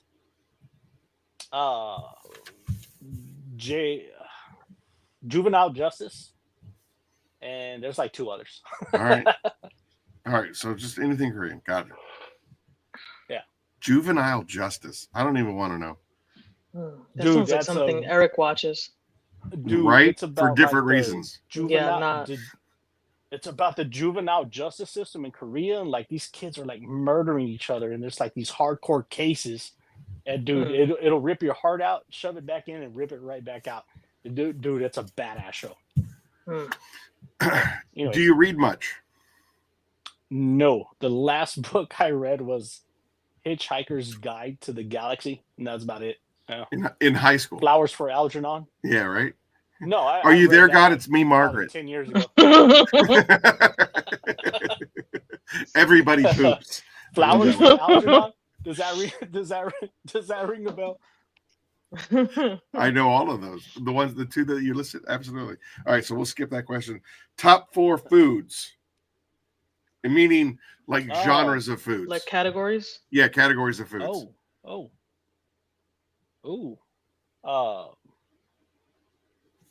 Japanese, Korean, Tex-Mex, and good old American. Why not? All right. Italian's up there too, but yeah, those are the top 4. All right. And so then that leads into the last question, which is, you're on death row, you die tomorrow. What's your last meal? I think I said this in the chat when Sock was on, but yeah, creme brulee and Moscato, like a whole bucket and a whole bottle. Yeah. Something sweet. Something this end on a sweet note. Very cool. I'm bougie like that. I'm bougie like that with my desserts. Yeah, I like it. I look like a shaved-headed, tattooed punk, but they took us to the Thor took us to the Grand with some creme brulee and some Moscato. Thor took us to the Grand Buffet at Caesar's Palace, which was pretty decadent, and I don't do sweets at all. Really? So like I overly gorged on like savory and meats and all that stuff and Jamie no for real Jamie can shove down some sweets like nobody's business. They did like 1 plate, then 2 plates, and then they went to desserts, and I was just like 1 plate, 2 plate, 5 plate, 7 plate. They're like, God damn, dude, and I'm like, hey, it's a buffet. What do you look like Slimer when he had all the hot dogs sticking out. Yeah, right. It's just like I'm going for the meat sweats. Give it to me, roast beef. I gotta have it. So yeah, I don't do sweets at all. So Franko, can I ask you a question? Yes, please. What is your favorite part of detailing, and what is your not so favorite part of detailing? Man, I like exterior. I like interior when I'm getting paid for it, but okay. I mean, I get into these modes where I flip flop and switch all the time, but exterior, I really do. Anything in particular with exterior, or just like in general? I just like dialing in wheels, and then of course, not so much the paint correction, but like the coating. Because you're right there at that finish line, and you're just ready to see it. And you're almost done. It's like, yes. Yeah. Cool. What's next for your YouTube channel? Oh gosh, I don't know. Like, I'm glad I'm on tonight because like I said in the chat the other day that I've kind of lost my mojo for, filming or shooting videos, and I'm starting to get this reawakening my sister-in-law, of course, my girlfriend, damn near wife, her sister dropped off her Yukon XL big Suburban thing, and I've got to do that tomorrow, and I'm kind of psyched for it, and I'm gonna do a Nice. quick beads in a foam cannon video. Yeah. Oh, very cool. But yeah, I've lost that mojo, and it's coming back. Yeah. Was there a particular moment that made you lose that mojo, or is this kind of like burnt out? Because I mean, burnout happens in every industry. And I've only been at it for about 3 months, so it's not really burnout, but it's just my schedule being on call 365 days a year with the railroad. I'm a freight train conductor, and just catching a whole roll of nights and just not enough sleep. You get home, but you're sleepy, but not enough to sleep, and you're awake, but not awake to do anything. So yeah, it's kind of zombied out, and I just kind of blah. Yeah. Right. Yeah. Well, that's got to create some exhaustion to where like you just have enough energy for what you need to have energy for, which is work and home life, and then outside of that, you're just like, F it all. And Mike G,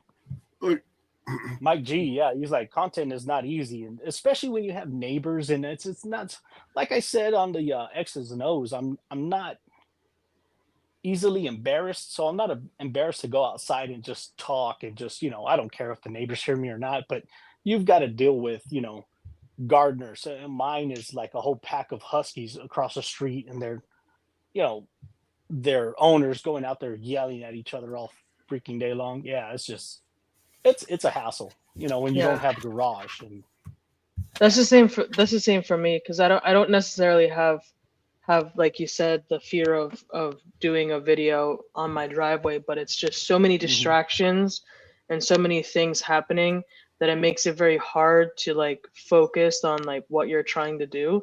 So I do most of my recording is done like a few blocks away, where I take my truck and I go somewhere else to do like my intro videos and all that. Yeah, because I can't do it in my driveway because there's like kids running and dogs and like cars and all kinds of stuff. My block sometimes is a little noisy. So I get what you're saying, where you're saying that like you have to like go far away to do things. Do you do a lot of shooting when you're doing mobile details, when you're on the actual job? Do you do a lot of that? So one thing that I find like I give Carlos like 1,000,000% respect, because he will literally set up shop on a customer's driveway, and I don't have the balls to do that, because I feel like when I'm going to do a customer's car, like I'm like in and out. I gotta do it. I gotta get it done, and I'm out. I'll put up a tripod here, a tripod there. I'll record whatever I can. This guy sets up shop. Like he don't give a he damn. pulls out the dining room table, and he's like asking the customer for their foam cannon, and like he's all doing all kinds of stuff. And I'm like, I don't know how he does it, but it's great that he's able to do that, because I can't.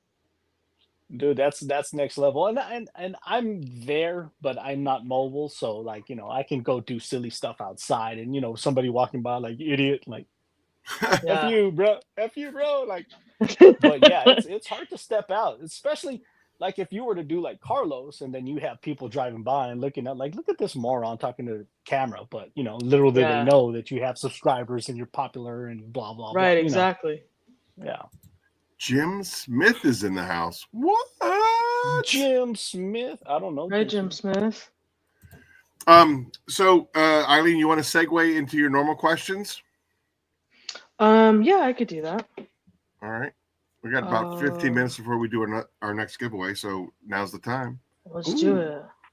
Oh wait, what giveaway are y'all doing? We always do it. We every hour, whatever, we give something away. It could be whatever chemical. Can I do a giveaway? Of course you can. Sure. Yeah. Open. Oh, you froze. I need your. No, you froze. Oh, you froze. We didn't freeze. We were fine. We're fine the whole time. The problem is clearly with you. So no giveaway because I froze. No, yeah. Of give course away whatever you want. I don't care. Man, let's do a handle. Hey, what's up, baby?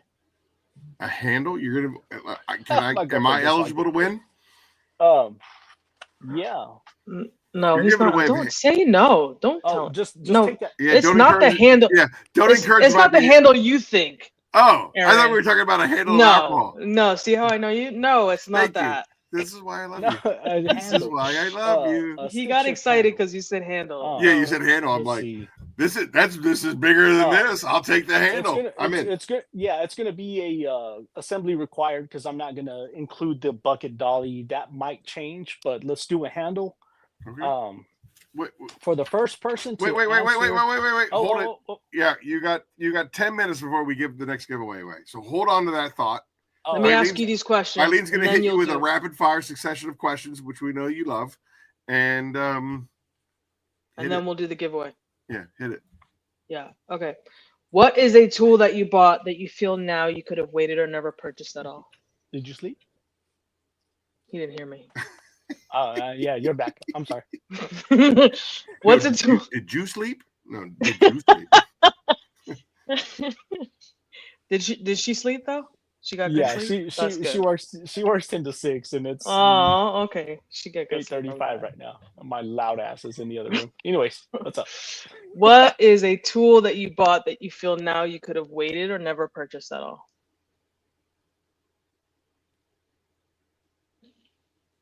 Don't tell me that you lost me. No. I just got you back. Okay, hurry with the question. What tool did you buy that you feel now you could have waited or never purchased at all? Oh, that big light that I'm helping. That's helping light the room. That I should have never bought it. That it's a Braun from Harbor Freight, but it's one of those big long LED lights with the clips on. You could clip it onto your hood to like light up your. Oh yeah. Engine bay. Yeah, I should have never. I shouldn't have bought it. Not worth it. No, it was $75, and I've never clipped it onto open the doors and clipped it on to light up the. No, I'm afraid to scratch the hood. The roof. Yeah. Oh, true. Mm-hmm. Okay. Next question. Even if I put microfibers. It's still okay. What's one thing that you have in your arsenal that if you were missing on your next detail, you'd struggle or kick yourself for not having? My stick shift, bar none. Yeah. I'd say the same. Me too. I could do without a pressure washer. I could do without all kinds of tools, but that stick shift is just, it's where it's at. What is a skill that you learned that has proven to be most beneficial for you as a detailer? Oh, although I don't practice it much, selling myself. It was so hard. It was so I've never met a stranger. I can walk up to anybody and 5 minutes later we're best friends. Selling myself as like a detailer and saying like, hey, this is what I do, and that was so hard. And I've gotten better at it, but I definitely need more practice. But that was the hardest. Awesome. But you're getting better at it. Oh yeah. Yeah, good. So this is more geared towards a small business, but we'll switch it around to what you're doing. Has what you're doing been, what's the biggest challenge that you faced? And what would you consider your biggest or your favorite accomplishment to date? Ooh. Small business wise, as far as like just a few customers that I've had, I wouldn't say it was a struggle, but it was different because I'm so used to telling people to kick rocks with moccasins on whenever they piss me off. But that was the one. I had a couple of details where the guy's like, "Are you done yet? Are you done yet? Are you done yet?" It's like, dude, I can be done right now. What the heck do you want? What's up? and then not only that, but like having to deal with people, because I deal with an engineer. He drives a train and I sit on, and that's what I do for a living. But having to deal with people and that same guy, are you done yet? Are you done yet? Hey, I'm done, man. Come get your stuff. Yeah. Oh man, hold on, the game's still on. Like, you mother, So learning to deal with people, and like the biggest accomplishment was, man, just rocking it, and just having the flip side of that. It's like having a customer come pick up their stuff. I'm like, dude, thank you so much. That's so much. It's like, yeah. Let's see here. What social media platform have you had the most success with? YouTube, the one and only YouTube. Facebook, actually. I'm not going to tell you what it is. No, I'm just kidding. Okay, how would you classify How would you classify success? What does that look like for you? For me, happiness.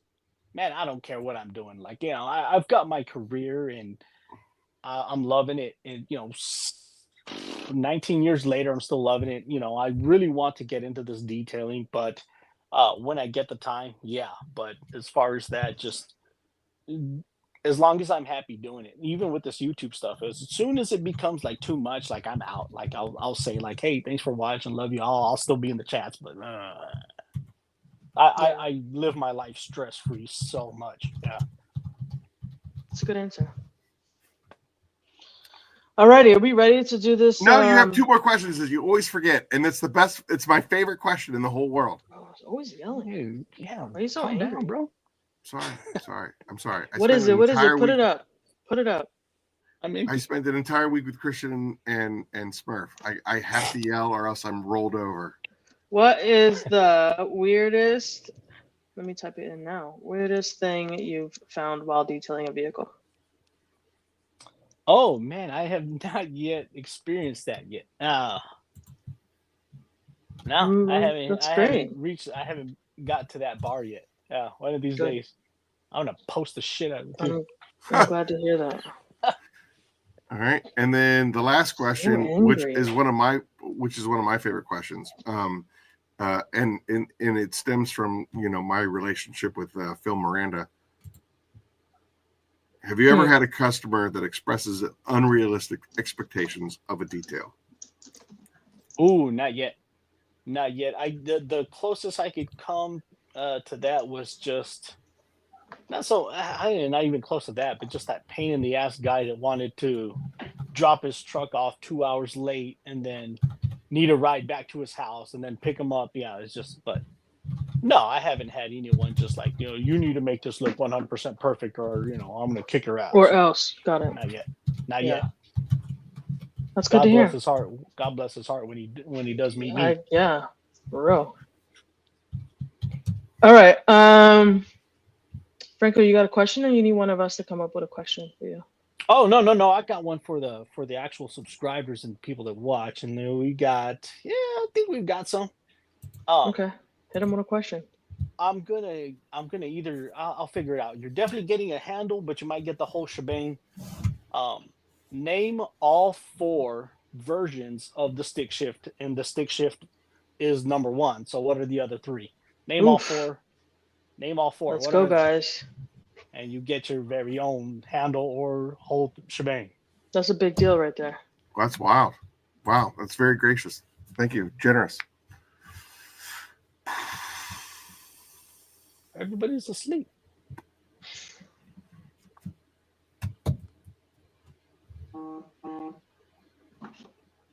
I don't recognize this handle. Do we know this guy? Do we know ADG? I think he's new to the channel. Thank you very much for showing up. Yeah, thank you. Hey, what's up, ADG? All right, so we got paddle, double clutch, and one more. All right, well, you just gave everybody in the chat room a leg up. So 3 on tree, 4 speed, 5 speed, 6 speed. 4 speed, 5 speed. I think he's talking about gears on the stick shift. You're welcome. See, it's family. It's family. We help each other out.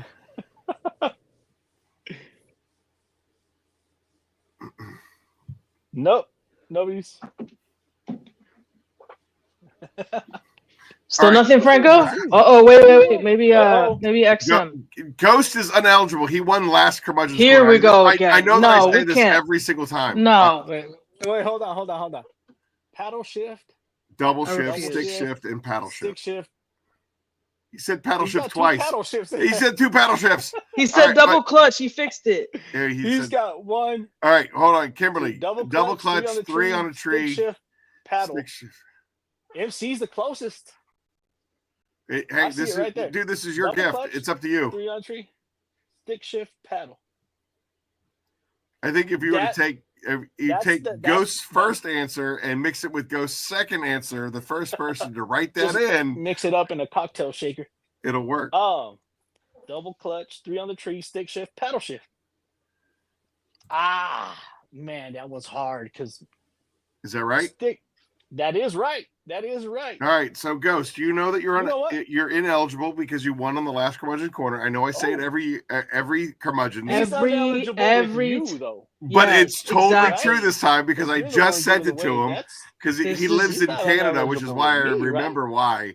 Yeah, I know why when I send him stuff because it cost me $90,000 to send to Canada. He's definitely getting a handle. Yeah. Oh, wait, but this is for Frankie's giveaway. So, Frankie, it's entirely up to you if you want to give it to him. Man, I like Kimberly MC. She had it, but she didn't name the stick shift. She said the paddle shift. But I'm gonna say they both won. I'm gonna give MC a handle. Holy smackaroonies. I might sneak in there and give her the whole thing, but let's give 6. You said Ghost is in Canada? I think that's right. Yeah, well, he has a dual residency. So it depends on where he's at the time. Sometimes you win, sometimes you lose. So far, most of the time I've lost. He said he's gonna pay for shipping, so send him the whole thing. Oh, stop it.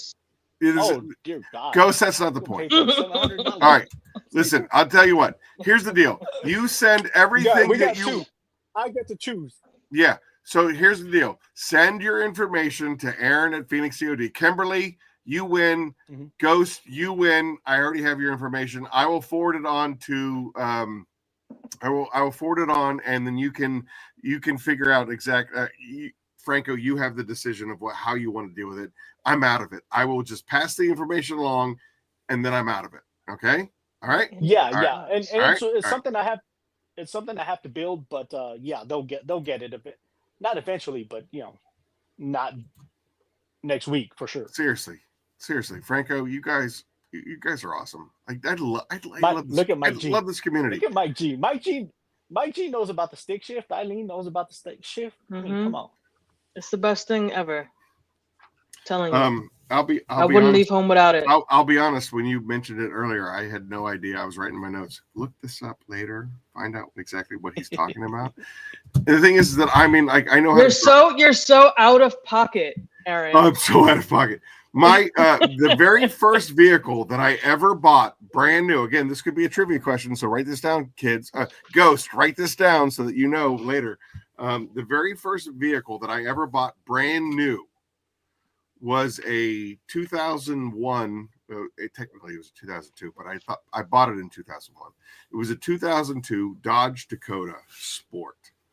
It had 12 miles on it just from the test drive, and I drove it till it had 266,000 miles on it, till the mounting brackets rotted out, and like whenever I'd go over a bump, it would separate.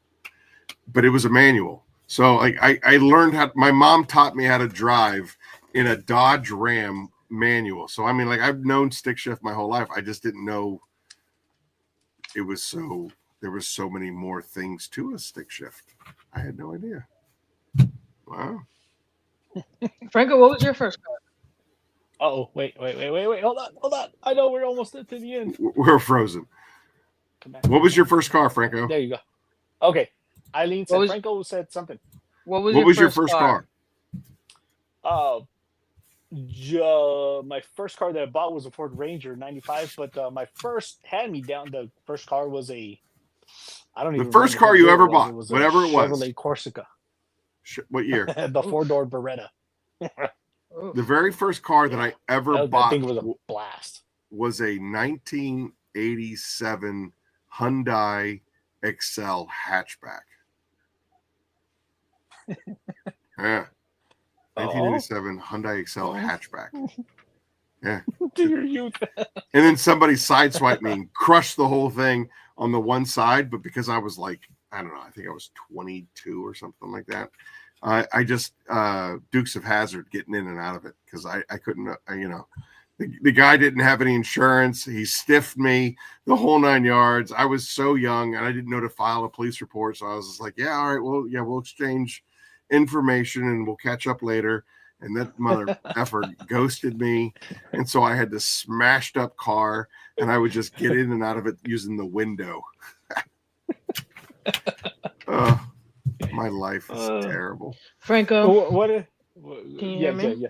Yes. Okay. Wait, Aaron, you have anything else before I No, I'm good. close it up? Who's the winner? It was both Carson. Kimberly MC and X6M Ghost. Carson and Kimberly. All right, like I said, I'm writing this down. I know that I have both of your addresses and whatnot and contact information. I will pass it on to Franko, and you guys can work out the details on how to get this, what he's talking about. I'll get you taken care of, guys. Beautiful. It's very nice. Thank you. Franko, it's been an absolute pleasure. I am a big, huge fan of yours, and I'm excited to see where you go with your YouTube channel. It's amazing. Yeah, it really is fantastic. And I'm appreciative of you giving your time to us and letting us get to know you and your story. It's amazing. Thank you so much. You got so many A-listers and you put the B-lister on. Yeah, you're too kind. First of all, every single person in this community, in this family, is an A-lister. They're all A-listers. And the proof is in the pudding. When I went out to SEMA, and I was like literally 10 feet from a guy with 1 million subscribers, and I've got like what 400? Really? I mean, I'm not even a 1% of what he's got, and they all treated me equally, and like I was just one of the family at booth 13152. So, and that's the same way here, and that's what makes this particular episode so special, is that the community has just as much to contribute as one of these superstars. We all put our pants on the same way, and we're all of us are better as a community than we are as an individual. The end. For sure. So okay, Adrian wants to give something away. Yeah, but you want to do that for Rick? We'll use it for Rick. Adrian, we'll do that for Rick. All right. We'll if you don't mind, it's up to you. I mean, it is your stuff. If you want to give, we have so much information. We could easily do another trivia question based upon Franko's answers, but it's up to you. Kim is an A. Mike G is an A. He said deal. Okay. All right. Cool. All right. Anytime, anywhere. Franko.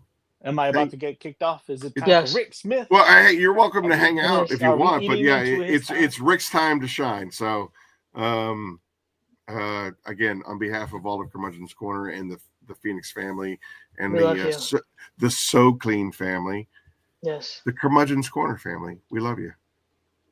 Yeah, I don't know if you're tweaking. He's a Capricorn, so he's my brother. I don't even know what that means. I'm sorry that stars alignment from 1 million years ago don't really rule how I live my life. But can you hear us now, Franko? No, I got him now. Yeah. Okay, good. He's talking shit, but what I said is that I said that you're a Capricorn just like me. We're goats, and this is why we are connected in some shit. And he was talking about stuff. I don't know what he's saying. No, what I said was things that don't matter. Anyways, the star alignment that you can see now that is 1 million years ago that can predict how you live your life. If that's how you do your thing, that's how listen. There's truth behind. I thought you were a sci-fi fan. I thought you were a sci-fi. There's truth. I can't wait. So Dimitri from Dimitri's Garage is going to be on our show on November 30th. He's going to be kicking off the Pay It Forward campaign. I found out that he was a true sci-fi nerd, and it is so much more than I ever thought, because he was just like, I like sci-fi and I like fantasy. And I was like, me too. And he was just like, would you consider Star Wars to be sci-fi or fantasy? And I was like, I said, I think it's sci-fi. Ooh. And he goes, oh, really? So first of all, the background of Dimitri, he's an engineer. He was like, anything that can be explained by science, I would consider sci-fi. Anything that can be explained by magic, like the Force, is fantasy. Star Wars is fantasy. I was just like, you have melted my brain. I've heard that before. I've never heard that before. It melted my brain. I was just like, oh my God, my life is a lie. My life is a lie. Anyway. I love this for you guys. It's amazing. Making out with your sister, that's definitely fantasy. No, making out with Papa Smurf's sister is not. It's a reality. No, wait. No. Anyway. Yeah. I mean, I'm sure Hey. Dimitri is amazing, but I feel like maybe Franko should be your co-host on that episode. Because I might fall asleep. I was trying to get Pan the organizer to come on our show. I didn't nail him down for January, but what I would really like to have, and this would be, you want to talk about breaking the internet, Mike G, okay, and Shine Your Light Detailing. I'm hanging up after this and getting a damn laptop. Franko, your phone is fired. If we get Mike G and Shine Your Light Detailing and Dimitri's Garage all in the same trifecta of engineer nerdom, I think we would break the internet. Like, seriously. These guys, their brains are so much more powerful than my highest setting. Not an engineer. Right? Yeah. Like, these got 3 engineers and I'm just like the village idiot. And they're just like, oh, you're so special. No, we love you. You're totally nice. You're such a nice guy. You should come on our show. So, oh my God. All right. Franko, this was great. I appreciate it. Where are you, man? I'm just freezing stuff. Yeah. Okay. Well, well, you know what? I mean, with your engineering background, you think you'd have something more than a cell phone to do an interview? Oh, I don't have an engineering background. No, you missed the boat on that one. I've went all 12 years of high school. I've got my GED, and I ain't ashamed of it. You know, I used to be, but no engineer. Right. I'm a conductor for the railroad. All right. Well, hey. Conjunction junction, what's your function? Get yourself a laptop and come back on the show and hang out for the whole time. Yes, sir. For sure. All right. It's been a pleasure, Franko. Franko, you're the man. Hey, thank you. Thank you so much for having me on. I'll see you later. Appreciate you. All right. Thank you. Thanks, Franko. Thank you. All right. Oh, wait, I don't like to be you be Oh, I like that. That's good. No, you be front and center. All right. There it is. I like it. Okay. Okay. All right, so I hate my internet today. Sorry, I just had to say that out loud. Well, maybe if you didn't live in a friggin' desert, you wouldn't have these problems. I live like 15 minutes outside of Philadelphia. No problem. That's great for you. We have another super special guest. He is literally salt of the earth, one of our own, blue collar specialist. This guy, I would like to say, and I don't mean to build him up too much, but I'm going to say, I think that our next guest is the epitome of what Curmudgeon's Corner is all about, what this community is all about. He is part of our community. He is in the chats all the time. He reaches out to me on a regular basis on a personal level, just to check in with me, make sure I haven't offed myself yet, make sure that I'm doing okay. He sends me memes, he sends me pictures of his adventures. He's truly not like the pictures Eric sends you. Not like the pictures that Eric sends me. Not at all. No, it's like wherever, like whatever new location that he's in. Thanks, Kimberly. He's just absolutely. I hate your internet, but I love your background. I got to ride, and if you look real close behind her, there's a blue Mustang, and I got to drive around in that blue Mustang this past week, and it terrified me because it's got some horses. It's got some horses. And it is a pimped out ride. Eileen, you ride in style. Like, thank you, sir. I got this busted ass 2015 Hyundai Tucson outside, and she's driving around in this tinted out muscle car. And I was like, it was a pleasure driving you around. It was so cool. I loved it. I was so. Are you kidding me, Tim? Are you kidding me? Like she's the only detailer that I know that has a clean car. Absolutely. It was so not clean. Oh, I thought it was great. I enjoyed myself thoroughly, and the way that at one point you were following me to the rental car agency, and then at one point I was following you to the rental car agency because I didn't even know where the fuck I was going. Yeah, like you're just like I'm tired of sitting in this traffic. And I'm like, holy hell! And it's all like I'm out the window going, you need to turn right here. This is your exit. It's like this way. Okay, now this way. Holy cow! You know what, devil's in the detail? Here's the deal. The problem is that the green screen should be 10 feet behind me, but it's not.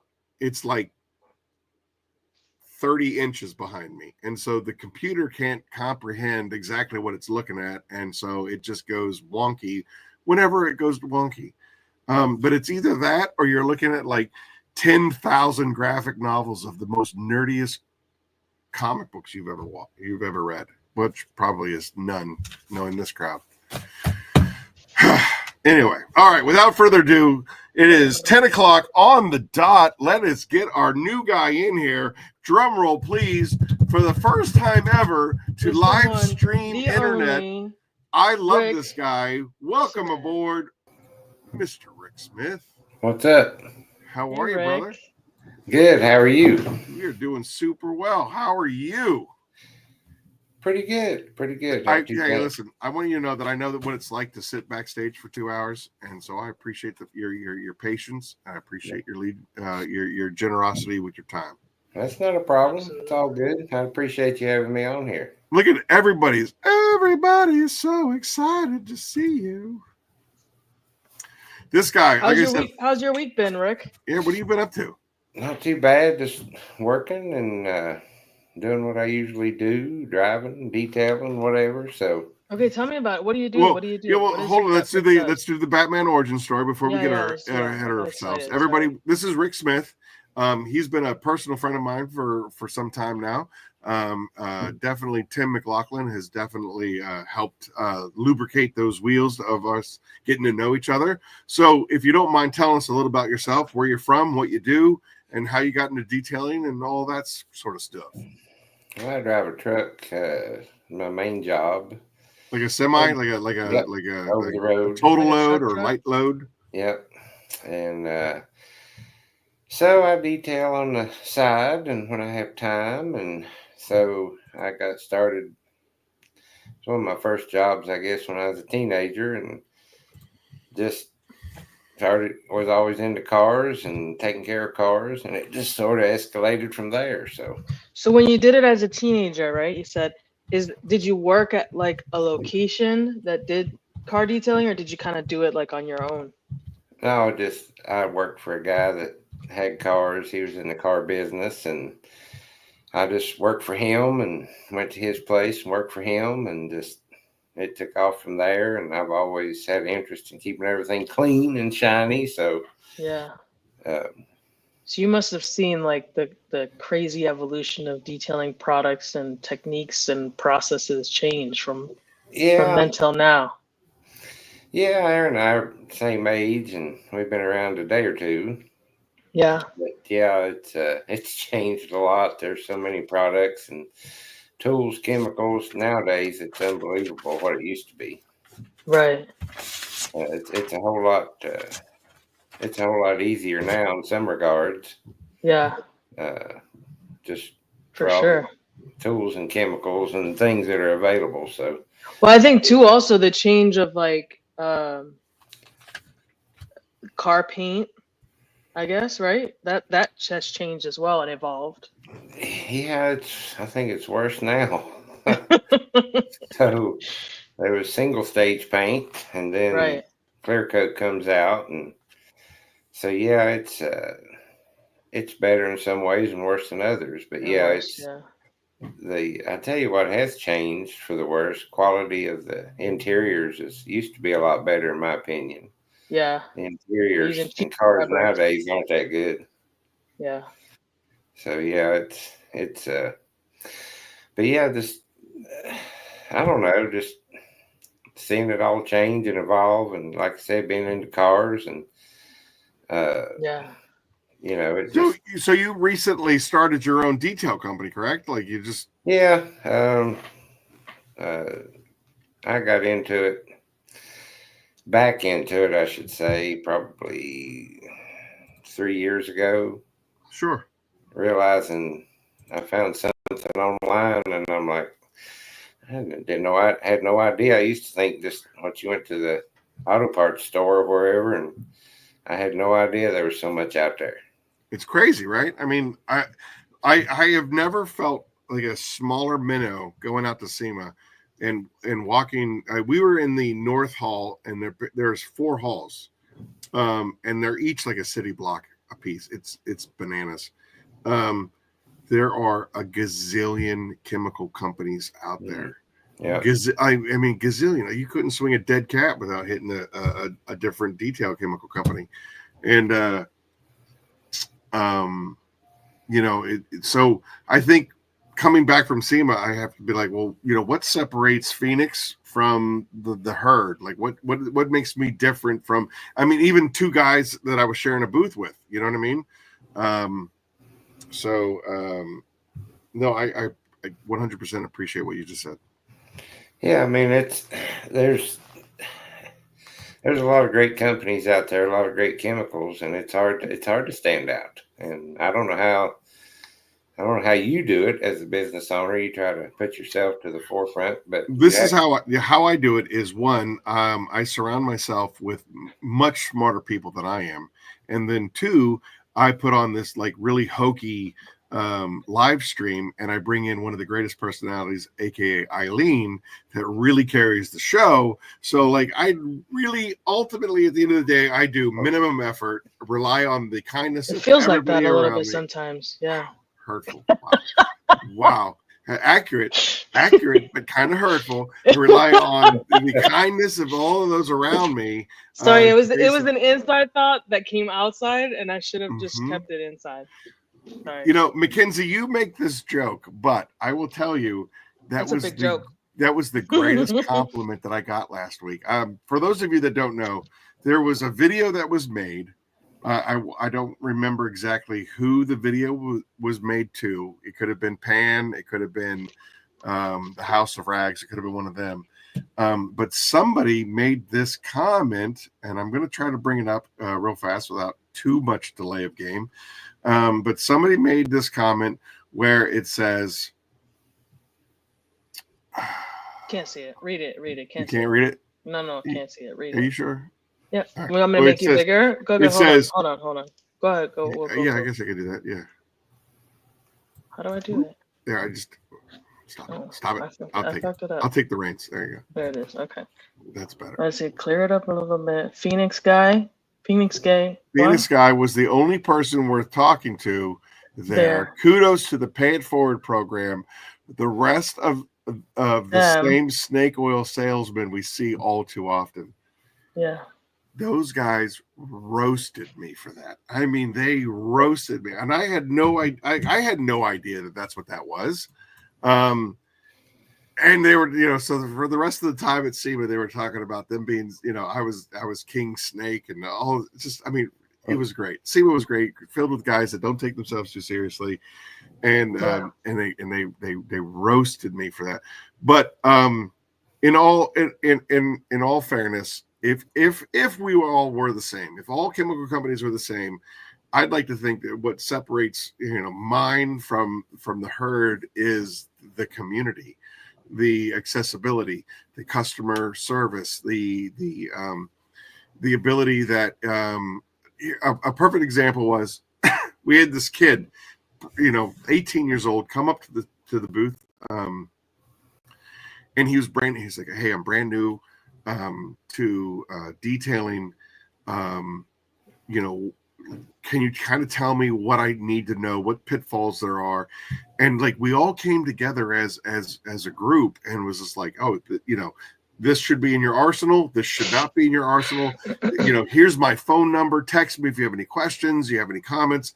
All of this willingness to share and help one another is what truly makes this corner so special. What makes Phoenix so special is being a part of the corner, in my opinion. Just from watching everybody, the content I saw, it seems like everybody was really comfortable in their own skin and just had a good time. Absolutely. Rick, what was your first car?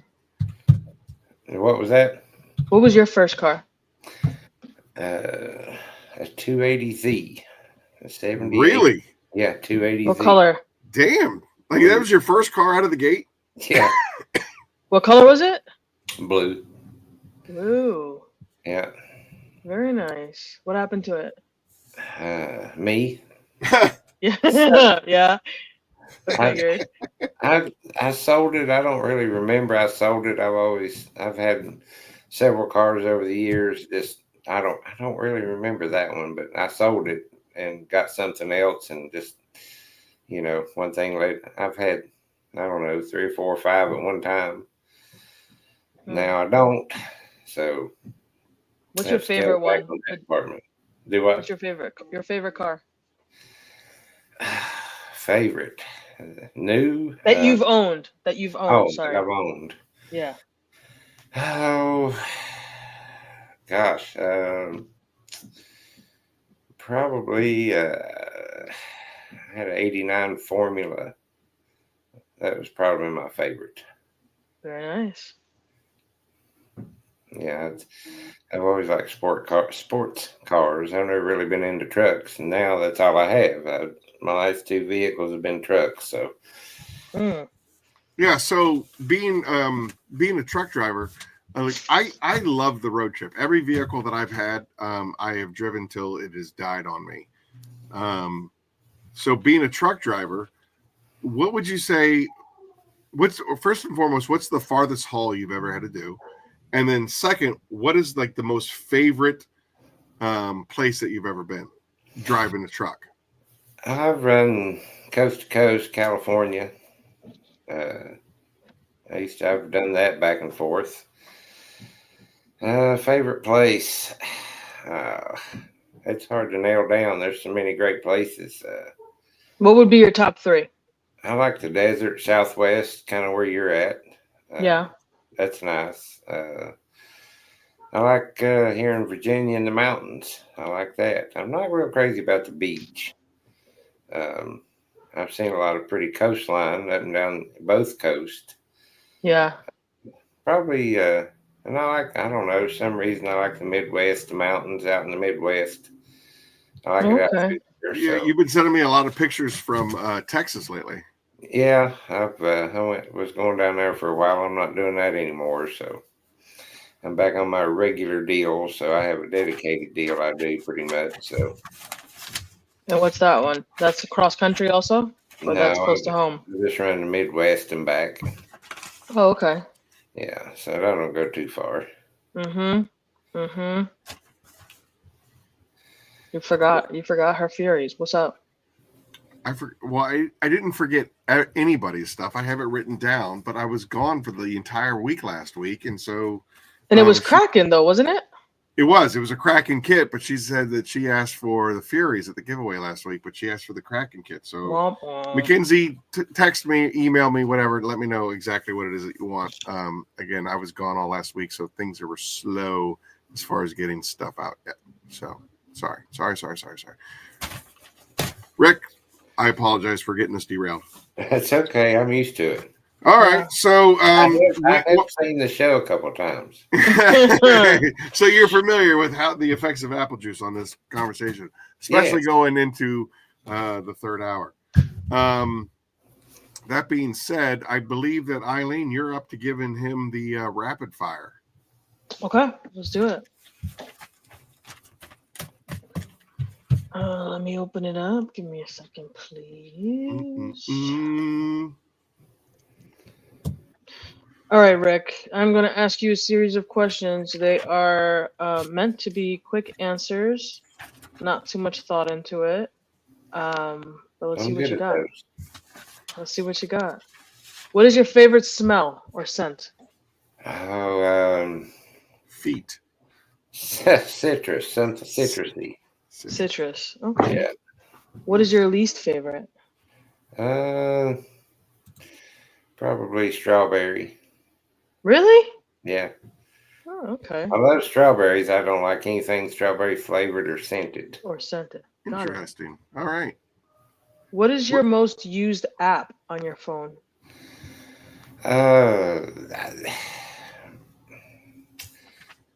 Probably. I don't know. I'd have to. I don't know. I don't use a lot of apps. Probably Facebook. Yeah, probably Facebook or Instagram. I was gonna say you send me a lot of stuff on Instagram that makes me I crack up like crazy. Grinder, say Grinder. Yeah, he wants you to find him on Grinder because that was his answer. Right. Samsung or iPhone? Samsung. I like it. See, I knew there was a reason why. I was drawn to you, Rick. That's what it is. Not like those iPhone guys. Cats or dogs? Oh, dogs. Good dogs. Nice. If you could listen to only one song for the rest of your life, what would it be? Oh God, I heard this. I've been thinking about this. I've been thinking about this for 2 hours. Yes, probably. It would have to be probably. I'm like Franko. I have to narrow it down to an album. Probably Shinedown. Shinedown. Wow. Okay, that's a good one. That is a good one. What is your best or favorite sandwich? I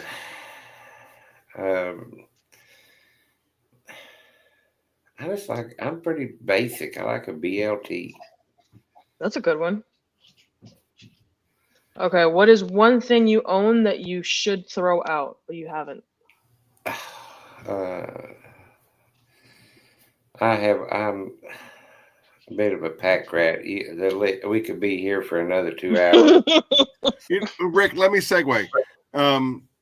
I too am accused of being a pack rat, and I collect everything. And I remember Hawaii Tim just sent me a bunch of rocks from Hawaii. For me, the reason why I pack rat what I pack rat is because it's a connection to a memory. I have this and I go, oh, I remember when I was there. My dad was a Marine, so we moved every 2 years. So I was always holding on to stuff that made me feel a connection to, like, how there was a Hallmark card for a while there that was talking about roots, and these guys grew up together, and they were born in the same hospital. They went to the same, elementary school. They went to the same high school. They went off to the Army together. And now here we are, 70, 80 years old. We're coming back, all these roots. I don't have any of those. I don't have 0 roots. So I collect all of this shite because it's a memory for me. Like, I go, oh, when I had this is where I was. Oh, this, this was my 30th birthday with my brother, and that kind of nonsense. What do you collect that reminds you of Kira? What was that? It's an iPhone, and you need to shut your mouth. Shut your mouth. I'll ask you this question. Okay. I was cleaning up my garage a little bit this weekend, and I have all these empty bottles, containers. I'm like, throw the crap away.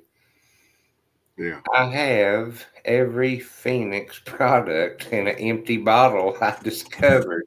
I have all these Phoenix bottles that are empty and multiples. So then you buy a bigger size and then reuse the smaller bottles. That's what happens. But I have multiples. I have multiples of the bottles. So. All right. Well, then you have a problem. You should throw away the bottle. Unless, like, if it's like now. Here's the exception. If it's like Papa Cut or Fab Polish, one of the paint corrections, when you're constantly squeezing those bottles, they get brittle and eventually they'll crack. So you need to have a fresh bottle to put it on, to put into it. So that's the only exception that you get. If it's something that you have to squeeze out, I would say hold on to those extra bottles. If it's something that you just use one and you're done, throw it away. You never know when you might need something. So my wife. Real fast to interrupt you. I'm sorry. Adrian did have a carryover from the last guest that we had on. And he says, what is your favorite Phoenix item? I will send it to you. My favorite Phoenix. Oh, snap. Adrian is coming in from the top rope. Holy cow. Do you see what he wrote? Mm-hmm.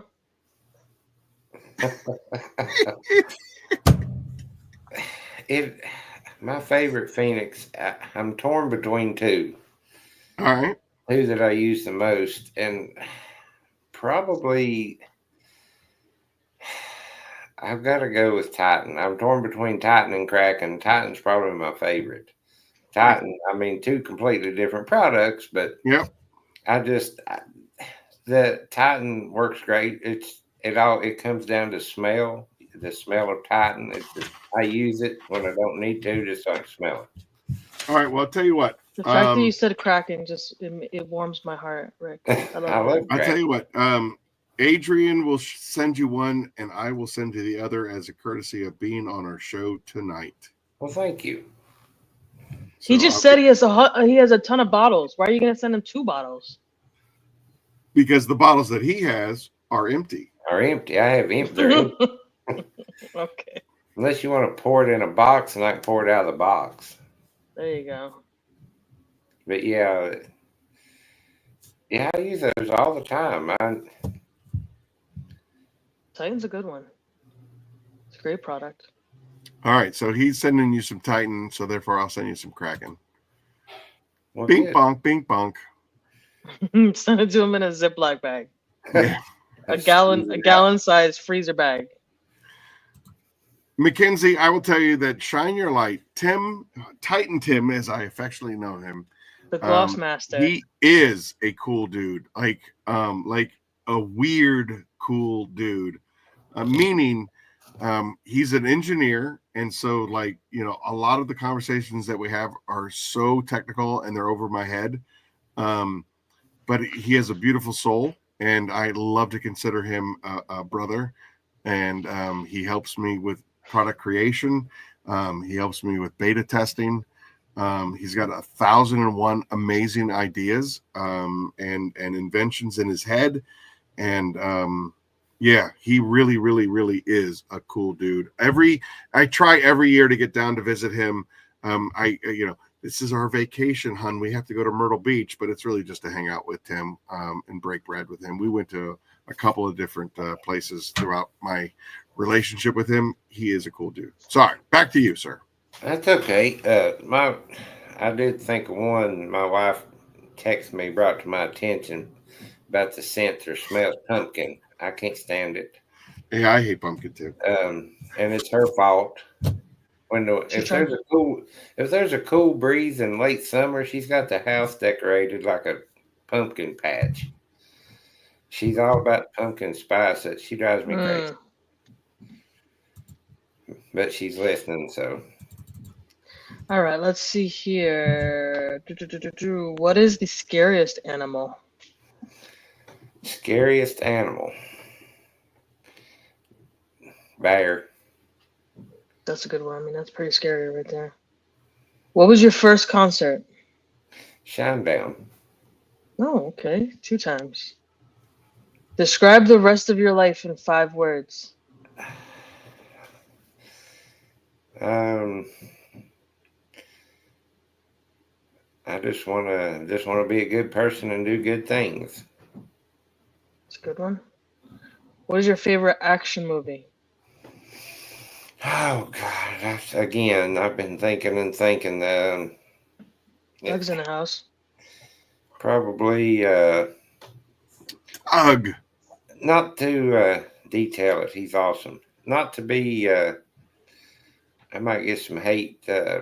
Probably any of the James Bond movies. I love James Bond. Yeah. Amazing. All right. Well, we gotta pause. I know where you're going. Go ahead. We gotta pause there. We gotta do a whole thing now. Okay, yeah, we have to. I'm gonna take a nap. Aaron's gonna give me the order. Give me the order.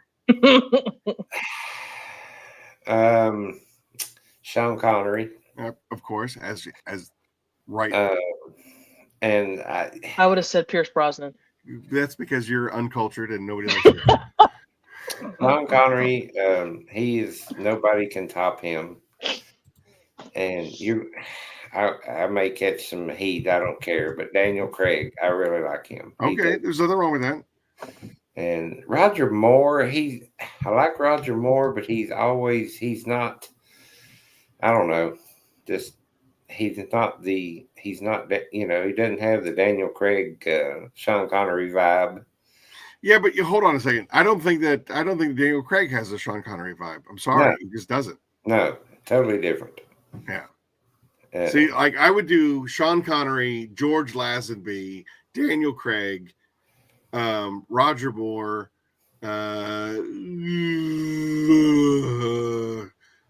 Pierce Brosnan, and then Timothy Dalton. Like that would be my descending order. And the only reason why Daniel Craig doesn't rank higher is that I think, and everybody who's watched the show before knows, that if Daniel Craig in the first movie, Casino Royale, like he just becomes 007, right? That was the movie that he became 007, right? And so I loved how just absolutely rough and tough and just brute force that he was. But there should have been, at some point between Casino Royale and Quantum of Solace, there should have been a transition to him being the Sean Connery suave guy. And he never became suave. He never became smooth and cool. He was always just, this hammer guy. And that's not, to me, that's not what James Bond is. James Bond is super smooth. Roger Moore was smooth. James Lazenby was smooth. Obviously, Sean Connery was smooth. Daniel Craig never became like just suave and smooth.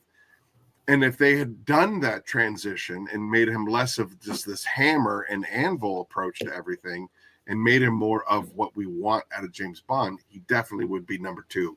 Right, I mean, like a fine line between number 1 and number 2, because Daniel Craig's performance as Bond was great, but it just was never the Bond I was looking for. And I think with Daniel Craig, those movies coming along, all those movies are like that. Everybody wants fast-paced, high action, and it just sort of fell in, and he just went along with the rest of the movies. Yeah. For sure. Poor Timothy Dalton. The movies they just sucked. Yeah, and yeah, they did. And the other part of the as far as all of literature and cinema is concerned, a hero is only as good as his villain, right? Without Joker, without the Rogues Gallery, there's no Batman. Without Lex Luthor, there's no Superman. Without Darth Vader, there's no Luke Skywalker. So your hero is only as good as your villain. And I just feel like the last 7 Bond movies, the villains have just been milk toast, and I'm like, oh, Mr. Bond. Oh, you know what I mean? Like, it's just like, are you kidding me? Like, make a better villain, I mean, Spectre could have been something real. Like Goldfinger was amazing, right? Yep. What do you expect me to do? Do you expect me to talk? No, Mr. Bond, I expect you to die. Like that's like, you're only as good as your villain. And that's exactly what it should have been. And the fact that they just have these, especially Timothy Dalton, their villains were just terrible. And I mean, that's the only reason why Pierce Brosnan ranks higher than Timothy Dalton is because at least 006 was, Sean, what's his last name? Sean, what's his nuts? Boromir from Lord of the Rings.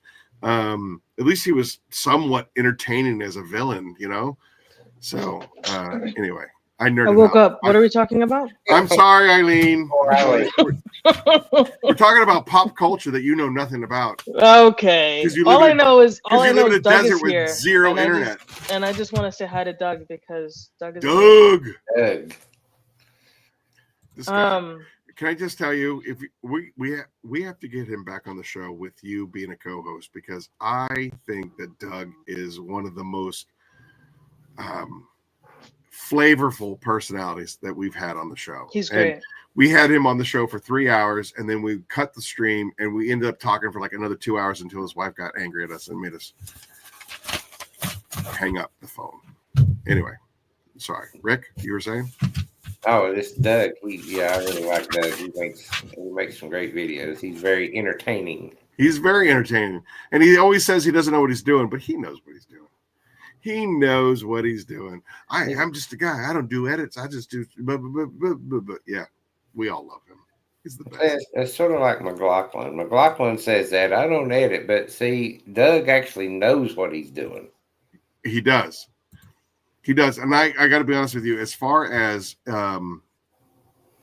emotional support people in the Curmudgeon's Corner, Doug ranks really high at the top. He talks to me.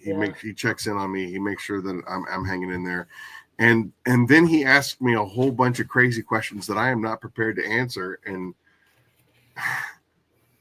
he gets me talking about like the worst things that have ever happened in my life. But it's therapy. It's 100% therapy. He's right there. There's no judgment. He's just chilled and let out. Rick, go ahead. Apples or oranges? Apples. Okay. What do you think happens when you die? That's a great question. There's another one. Boy, you for rapid fire, you got some juicy ones in there.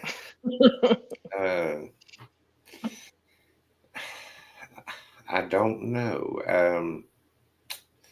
I just try to live right and it's okay. And do good things, and hopefully good things will happen when I do. I don't know. That's That's I mean, that's a good enough answer for me. Yeah, it's.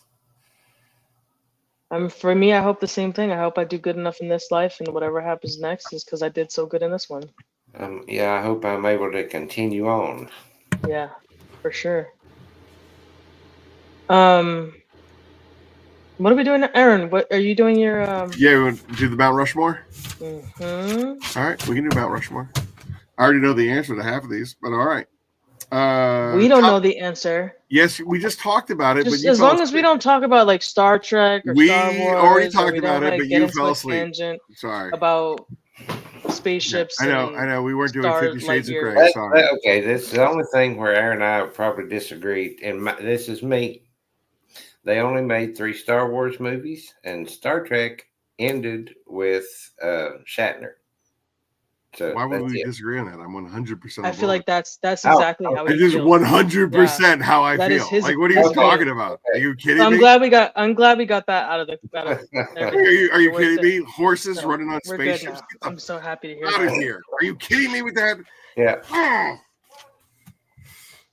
You're gonna get me, Rick. You're gonna get me wound up. You're gonna get me thinking about that nonsense, and I'm gonna lose. You know, how is it that I said it as a disclaimer to like make sure we don't talk about it, and I just like now we're talking about it. Yeah, he threw a bullseye right on target of exactly how Rick, that's exactly how he feels. Hey, everybody, there's a reason why it's called Curmudgeon's Corner, and you can say it's probably Star Wars 1, 2, and 3, and 7, 8, and 9. You sons of bitches. All right. Anyway, here we go. Okay. Moving on.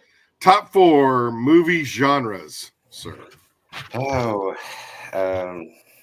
action, thriller, comedy. It's action, thriller. Is that 1 or 2? Well, I was going to ask you, what do you consider a thriller? I like because like I would say like Basic Instinct is a thriller, whereas Die Hard is not. It's it's an action. I like the military type movies, the government. Okay. Those type. Like the Born Identity. Enemy of the State. That was one. Enemy of the State. Again, that's great. That is a thriller, and it is also an action. Yeah. But I think because it's more of a mental mind screw, it falls into thriller. I agree with that. Let's see. So comedy, westerns. That's probably my favorite. And anything. Well, I would say anything car related, but there is the fast. Well, I mean, you got your 4 right there: action, thriller, military, comedy, westerns. There we go. Yeah. And then out of those 4, you said westerns was your favorite. Oh yeah. And then out of westerns, which is your favorite? Jamie's back. Hey, Jamie. Jamie's back. Back again. Go ahead. I'm sorry. Can I cheat? Sure. I'm gonna say anything John Wayne.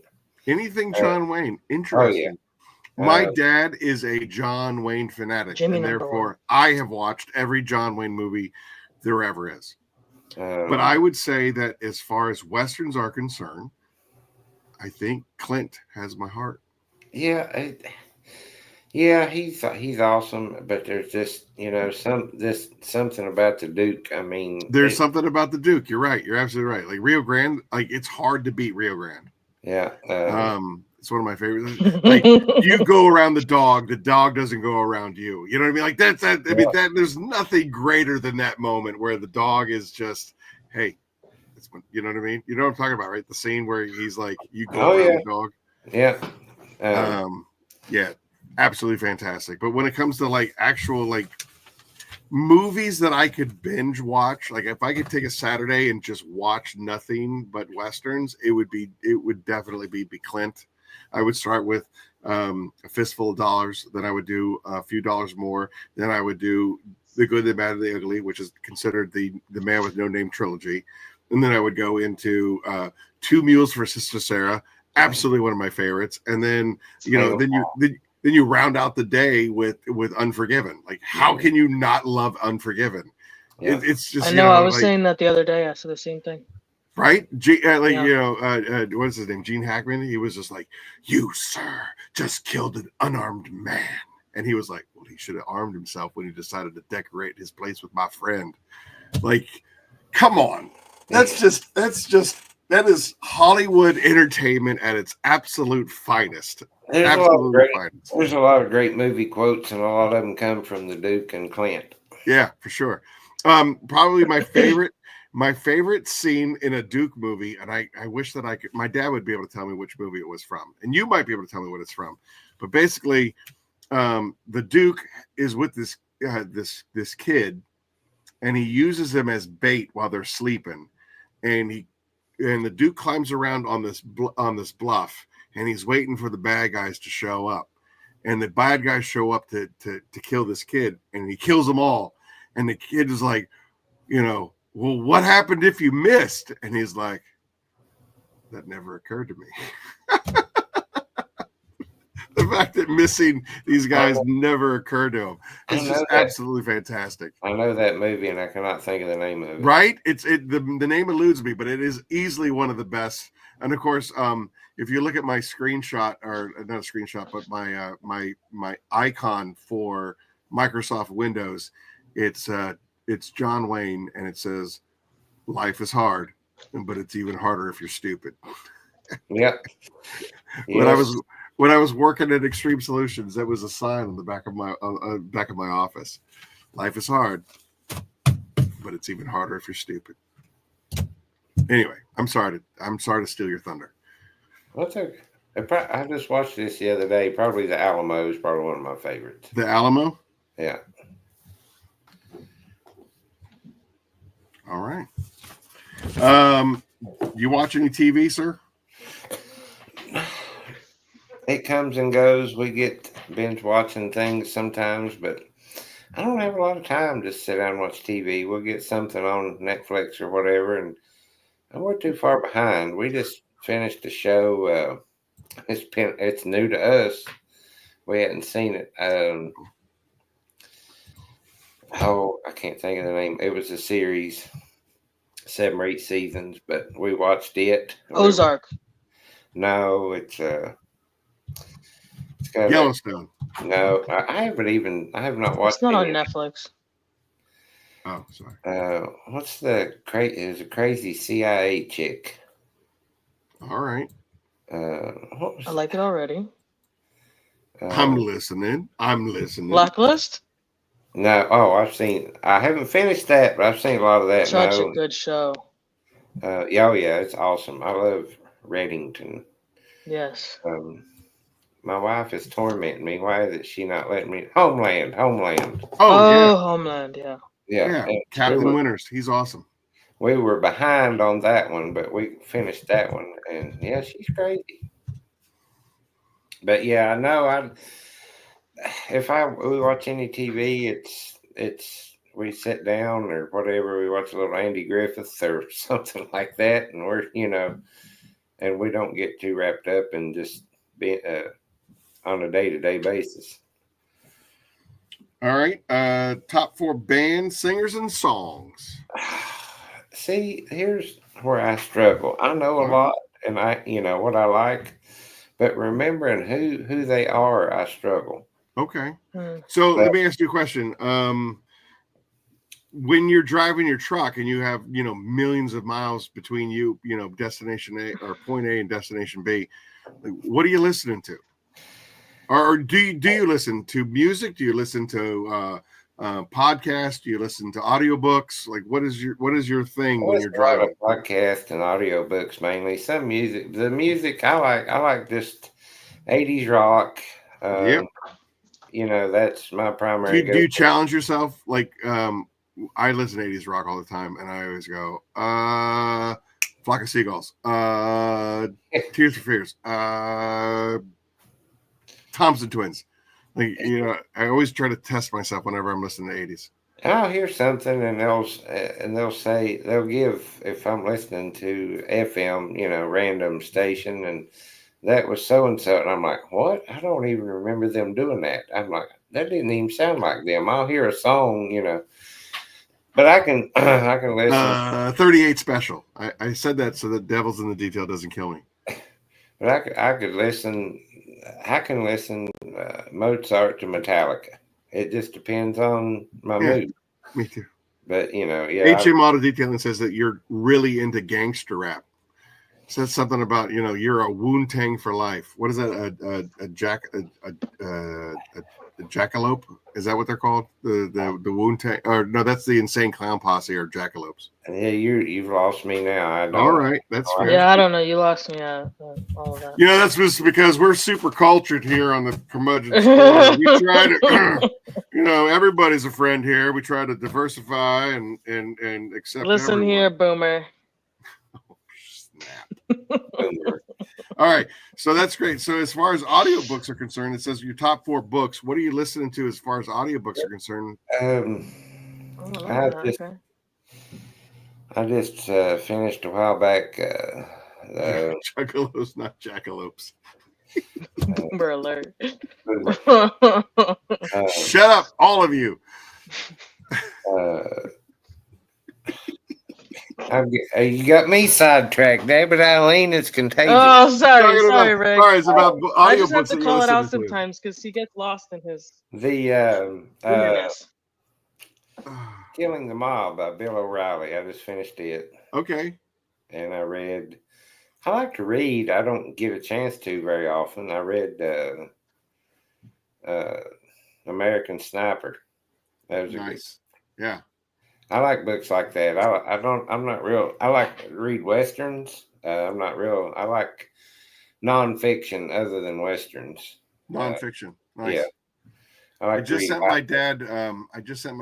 It's called The River and the Gauntlet, and it's a book about the largest retreat in U.S. military history, where basically the Chinese cut off the Marines in Korea, and they had to get off that peninsula. And I mean, you want to talk about.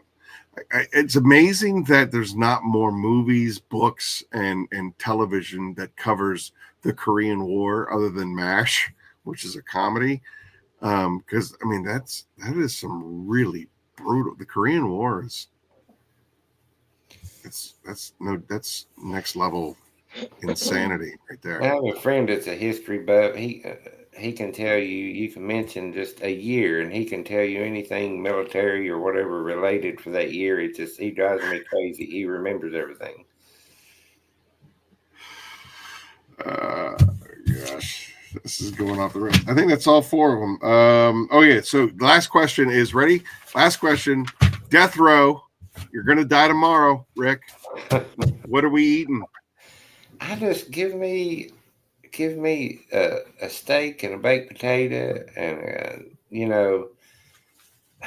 a big salad and just What are you drinking? What are you drinking? And probably a cold beer and just relax. I'm not. I know you're a foodie. I'm not really I like food. I like to try different things. I just don't get the opportunity. All right. So let's keep it simple. What are you putting on that potato, bro? Everything. That's right. That is the correct answer. Loaded up. Just loaded up. I like Mexican food. I like Chinese food, so I like a lot of different foods. But I take my baked potato, I rub it down with an olive oil.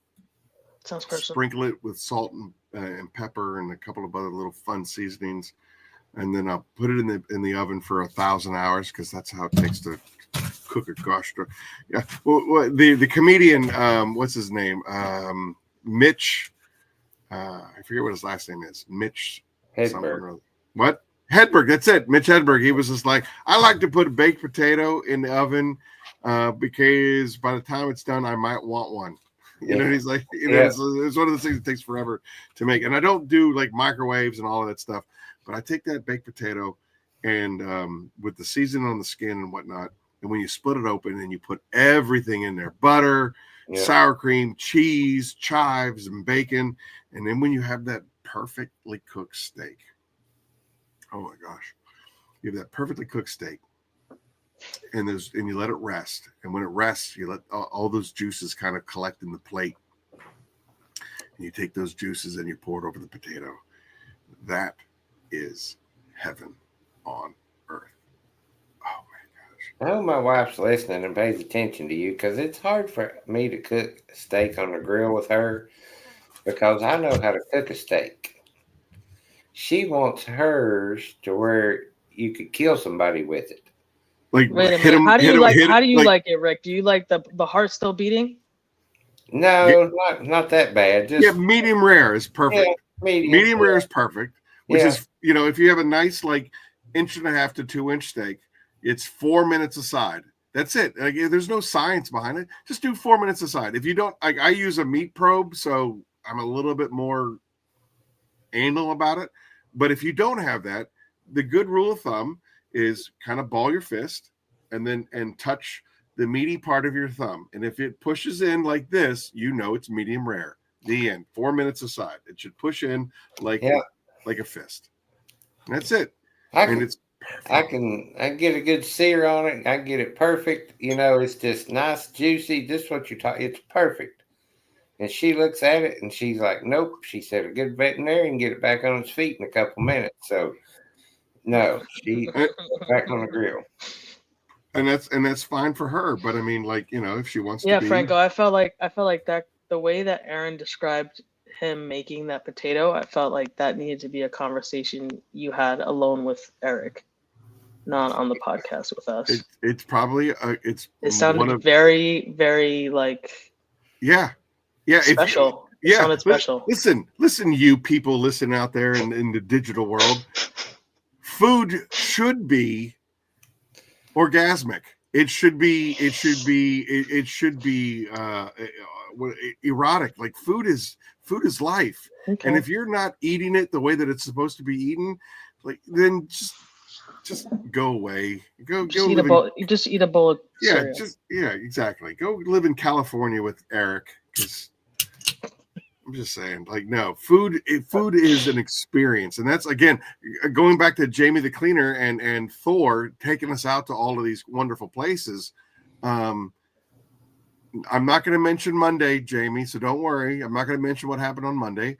But for the most part, going to these places and experiencing these foods and the sushi house and the burger joints and all of those stuff, I think food should be an adventure. And to kind of bring this into a dark area, Anthony Bourdain. I was gonna say Anthony Bourdain. Anthony Bourdain, his job was to go around the world and eat the most incredible foods with the most incredible people, and it wasn't enough. I don't think that you can get to any higher on the pyramid than traveling around the world, getting paid to eat the most incredible food with the most incredible people. Except if I were to be able to go around the world and eat the most incredible food with my friends, because. Right. Those, in my opinion, those are the most incredible people, are my friends. Anyway, yep, Eileen, creates Listen though, but it's about that time. I don't want to cut your conversation off, but it's fine now. We're good. We got to do some pay it forward stuff. We got to do some. Rick, what do you want to give away? Oh,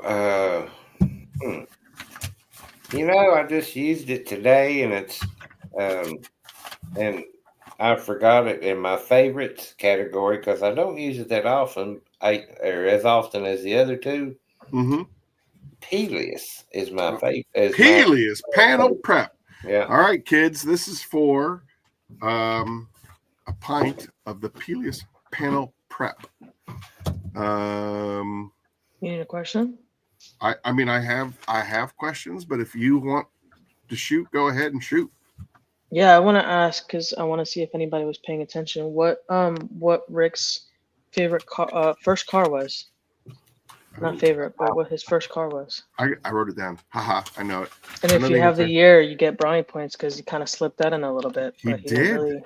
He didn't did. really say and it out color. loud. And color. Oh, and the color too. Yeah, get the year, make, and color. Yeah, I got all those. And your winner chicken dinner.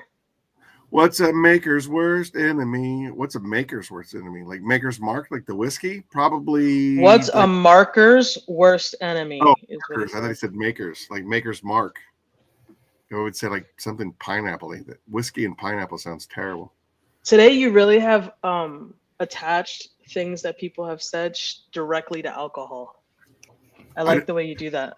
Eileen, it's like a skill. I don't know. A skill that you have. I don't know if you know what I went through for the last week. I was there for it. Everything was attached to alcohol, like to the point where Papa Smurf broke my flask. How do you break a flask, you jackwagon? I think Tim is Tim a dual winner? Oh, he can't win again. Yeah, he can't win. Tim, you're disqualified. Tim, you can't win. Sorry. Disqualified. You already won once. Love you, but you can't win. Keith, you got more to that answer, Keith? Come on, Keith. Come on, Keith. I don't think he's qualified. He can win either. He might be able to. I can't remember. I rate these things. I put it on my calendar. When people win now, I put it on my calendar. Mackenzie won too as well. She won last time. Okay, Keith is giving us words. I got it. Okay. So is he disqualified? Or? I don't know. I mean, I don't have it. I don't have the information in front of me. I should probably. I feel like you always say he's disqualified. He's like another ghost. Like you always say he's disqualified, but yet he never wins because you always. But they do win. That's the reason why I remember that they. He's already telling you what he wants. It's because they do win. God. I think you have to kind of give it to Keith. I think you do. He wants a banner. All right, Keith, you get it. I'll give you a banner. Well, that reminds me, AA Ron. Sir. You were supposed to send me a banner and you never did. I'm having technical difficulties. Uh-huh. Sorry. All right, fine. All right, Keith Firebird. Oh, he needs to replace Car Pro for Bro. Let's do that. I'm doing it. I'm on it. I'm on it. All right. Keith is getting a banner. I like it. All right. Adrian and Aaron are giving Rick a Kraken and a Titan and a banner. Keith Firebird gets a banner. Mackenzie gets Kraken. Don't forget about that. Yeah, I wrote that down. Well, okay, just she won the theories. She won the theories now too. Mackenzie, do you want crack? You know what? Screw she wants Kraken. I'll send her both. I will send her both. Okay, can you star it, highlight it? I'm doing it right now. Do you remember this time? I remembered last time I was at SEMA last week. I couldn't give out everything. I was trying to do prep work for SEMA. You have no idea. Why are you getting so aggressive right now? Because I was so stressed out 2 weeks ago, and then I was stressed out all this week. Ask Jamie. I was a madman at SEMA. I was just like, you guys give me 80% of the information that I need and 20% of the information that is critical for this operation to be a success. Now give me what I need to know. And they're like, hey, bro, just chill out. Everything's going to work out. I can't chill out. Anyway, all right, so. Yeah, he was feeling very sensitive, very emotional last week. Mackenzie's getting a Kraken kit and now a Furies for winning. Rick, I just want to say I appreciate you taking the time out of your schedule for being here with Apple us. Juice is kicking in. For letting us into your world and teaching us a little bit about who Rick is. Hey, I appreciate it. Goes both ways. I really appreciate you having me on. It's of course we've had a lot of great people on here. It's Franko's a tough act to follow. Franko's a good guy. There's so many great people in this community. Yeah, for sure. that have a lot to offer. Well, you're one of them. I just try to help and do the best I can. Well, you do great, and we appreciate you. Well, I appreciate you, and good deal. Even Aaron, and we appreciate him sometimes. Well, I was going to say it's because of him. It's because of him I got connected with McLaughlin, and I still like Aaron, but thanks, sir. Appreciate it. Hey, leading up to this live stream, we had Lisa on, who's from the community, not a full-time detailer, just one of us. And we used her as bait to get you to come on the show. Like, hey, look how well she did. She did a great job. It was awesome. I know that there was some hesitation and maybe some apprehension of coming on the show. What do you think? Did you enjoy your time? Oh yeah, I've had a great time. Yeah, it's real good. It's just, I mean, hi, Doug. You've had so many great guests on here, and you had Mike G. Mike G's awesome, and I'm drawing a complete. I watch every show, and I'm drawing a complete blank. But I appreciate you watching every show for sure. Phil Miranda, you have Miranda. He's a quality guy. There's a couple of people in this community that really, really enjoy the camera. Like, you know what I mean? Like, it's one of those things where it's just like they look forward to being in front of the camera, which helps make them like, a natural guest. And then there's other people like you and me that, like, I personally hate the sound of my voice. So I very rarely re-listen to these episodes, except for when I'm trying to figure out who I owe what to. But I really like to capitalize on what Eileen was just saying. Like, I really enjoyed you coming on here, and I really appreciate you coming on here. And I personally think that this was a wonderful interview. Well, I hope I didn't disappoint. I just, I like to talk and share my thoughts and opinions and just talk a little bit. And, so it's, like I said, there's so many great people in this community, and I watch a lot of content, and I've learned a lot. And learned a lot from Eileen. She details those RVs. She's either got a great big RV or a little bitty motorcycle, and I'm like, go, get some normal size vehicles. No, tell me about it. But I have to give credit to Eileen. Anybody that details RVs in the desert, she's pretty tough. Thank you, Rick. This is brutal. H&M, my monthly friend. God, are you there? It's me, Margaret. This guy. Okay, thank you, Rick. We have to pay it forward stuff, yeah? Now might be a really good time for you to get angry.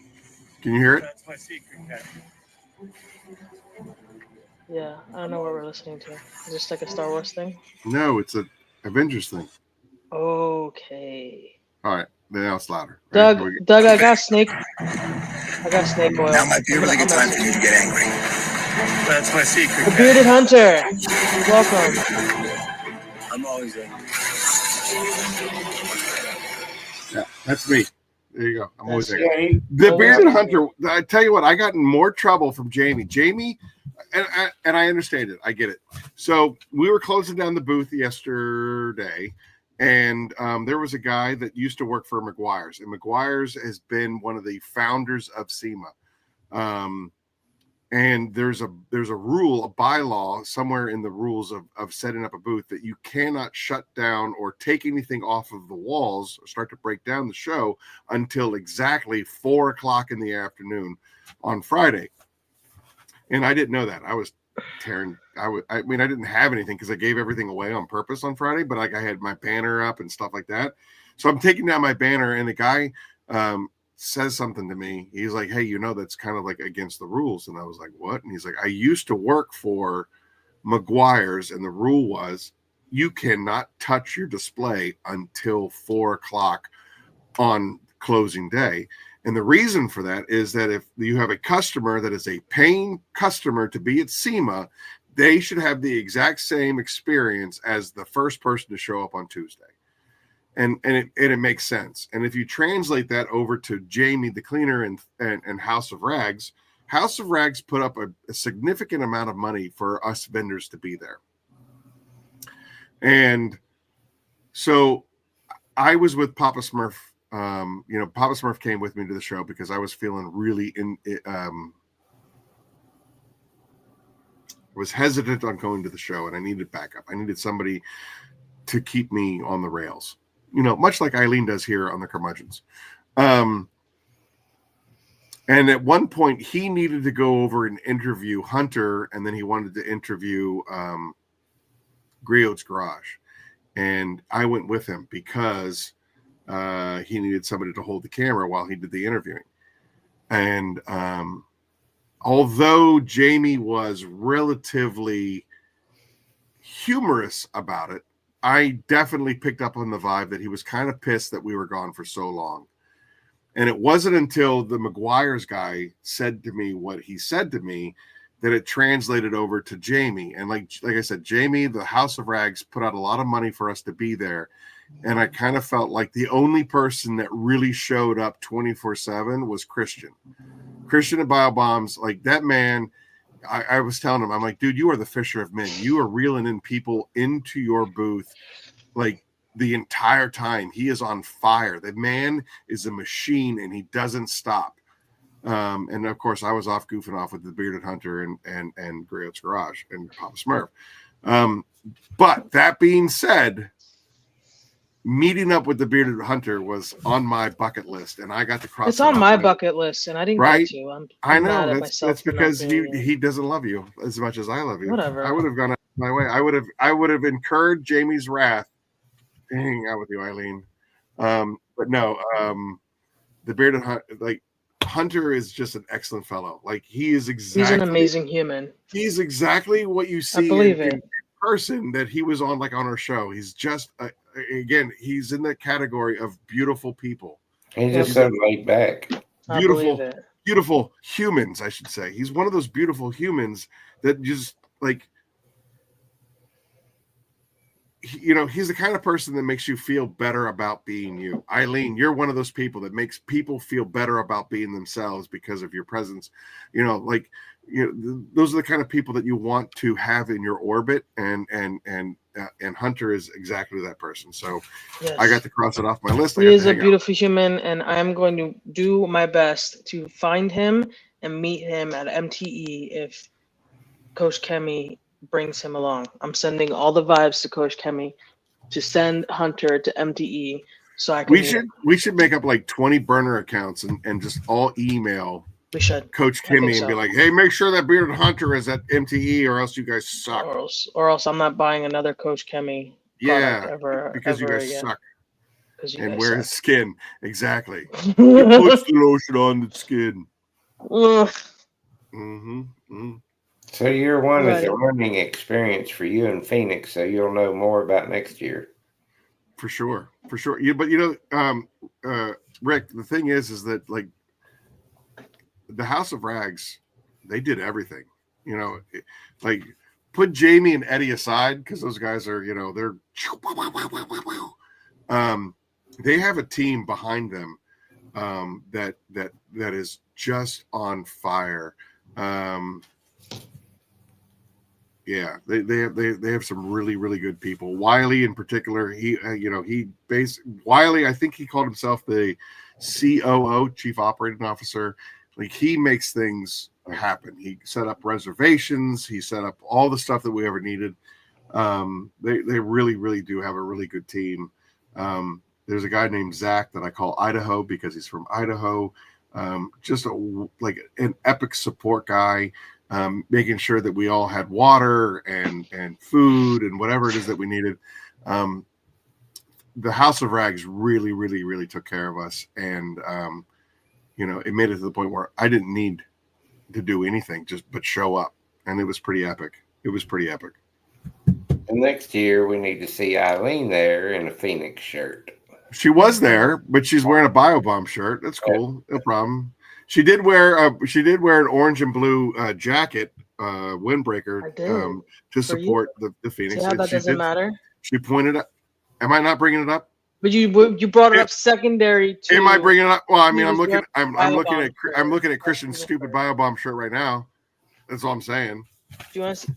Can you see what the back says? It says probably Phoenix and kiss my butt. Can you see the answer is no. You disappeared. Oh, okay. Well, it says the champ is here. Yeah, the champ is here. You know, I begged him for a T-shirt, and I didn't get one. And now here you are showing up to the show in one of the Biobombs T-shirts. Christian might as well be dead to me. Never. Might as well. All right. Anyway, so next year we'll be there. So clean. Yeah. You know what? I definitely have to step up my game.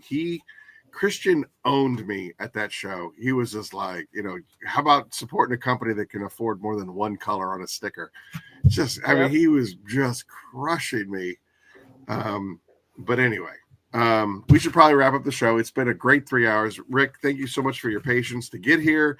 And then thank you for being so gracious with your time on being on the show.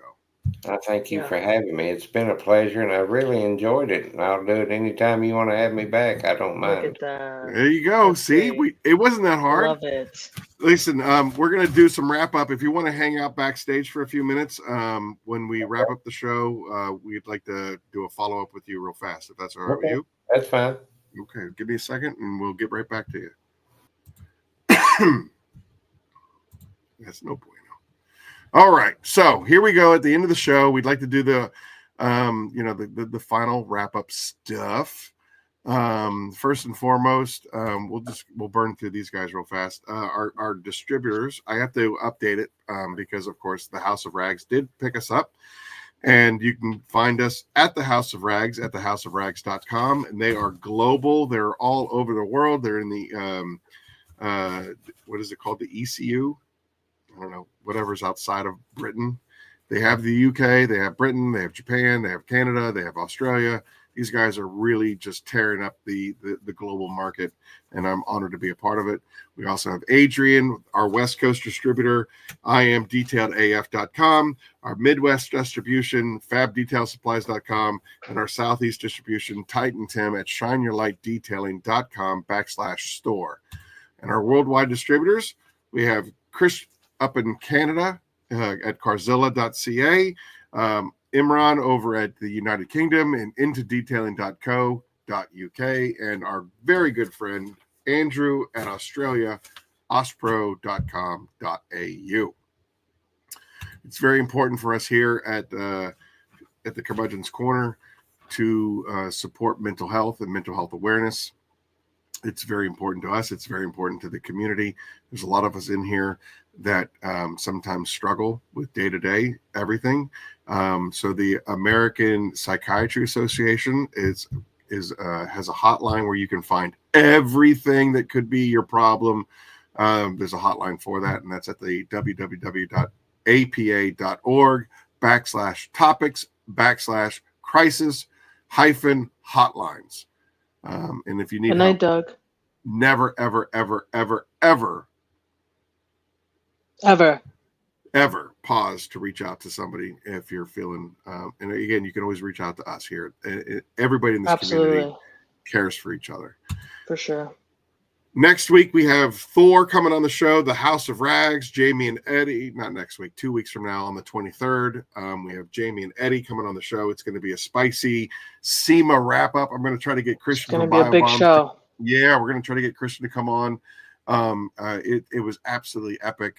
But we're also the week after that on the 30th, we have Dimitri's Garage coming on, and we will be kicking off the Pay It Forward campaign on the 30th, which is the Saturday after Black Friday / Thanksgiving. If you want to send donations, make sure you send donations to Phoenix E.O.D. Attention, Pay It Forward campaign at 404 Bloomfield Drive, Suite 1, West Berlin, New Jersey, 08091. And Dirty Jers. That's a wrap. At Curmudgeon's Corner 39 in the house, in the books. Special thanks to Franko absolutely amazing guest, and special thanks to Rick from Jayhawkers. Make sure you guys follow those guys on IG. Well, you can't follow Franko because he's an anti social media-ite, so you can follow him on YouTube. Follow him on YouTube, and that Devil would be in the Details. The Devil in the Details on YouTube, and then of course make sure you follow Jayhawker on IG and Facebook. He's an absolutely fantastic guy, and if nothing else, he is a fan of Americana, huh? Westerns and truck driving. What's more American than that? I mean, other than baseball and apple pie, Westerns, John Wayne, whiskey, and truck driving. Until 2 weeks from now, November 23rd. Thanks to everybody for coming out. Eileen, love you. I'll be back. Great seeing you, meeting you. You were the moment of that whole show. Thank you. See you guys on the 23rd. Have a great night. See you guys. Thanks for coming out. Thanks for watching. Bye.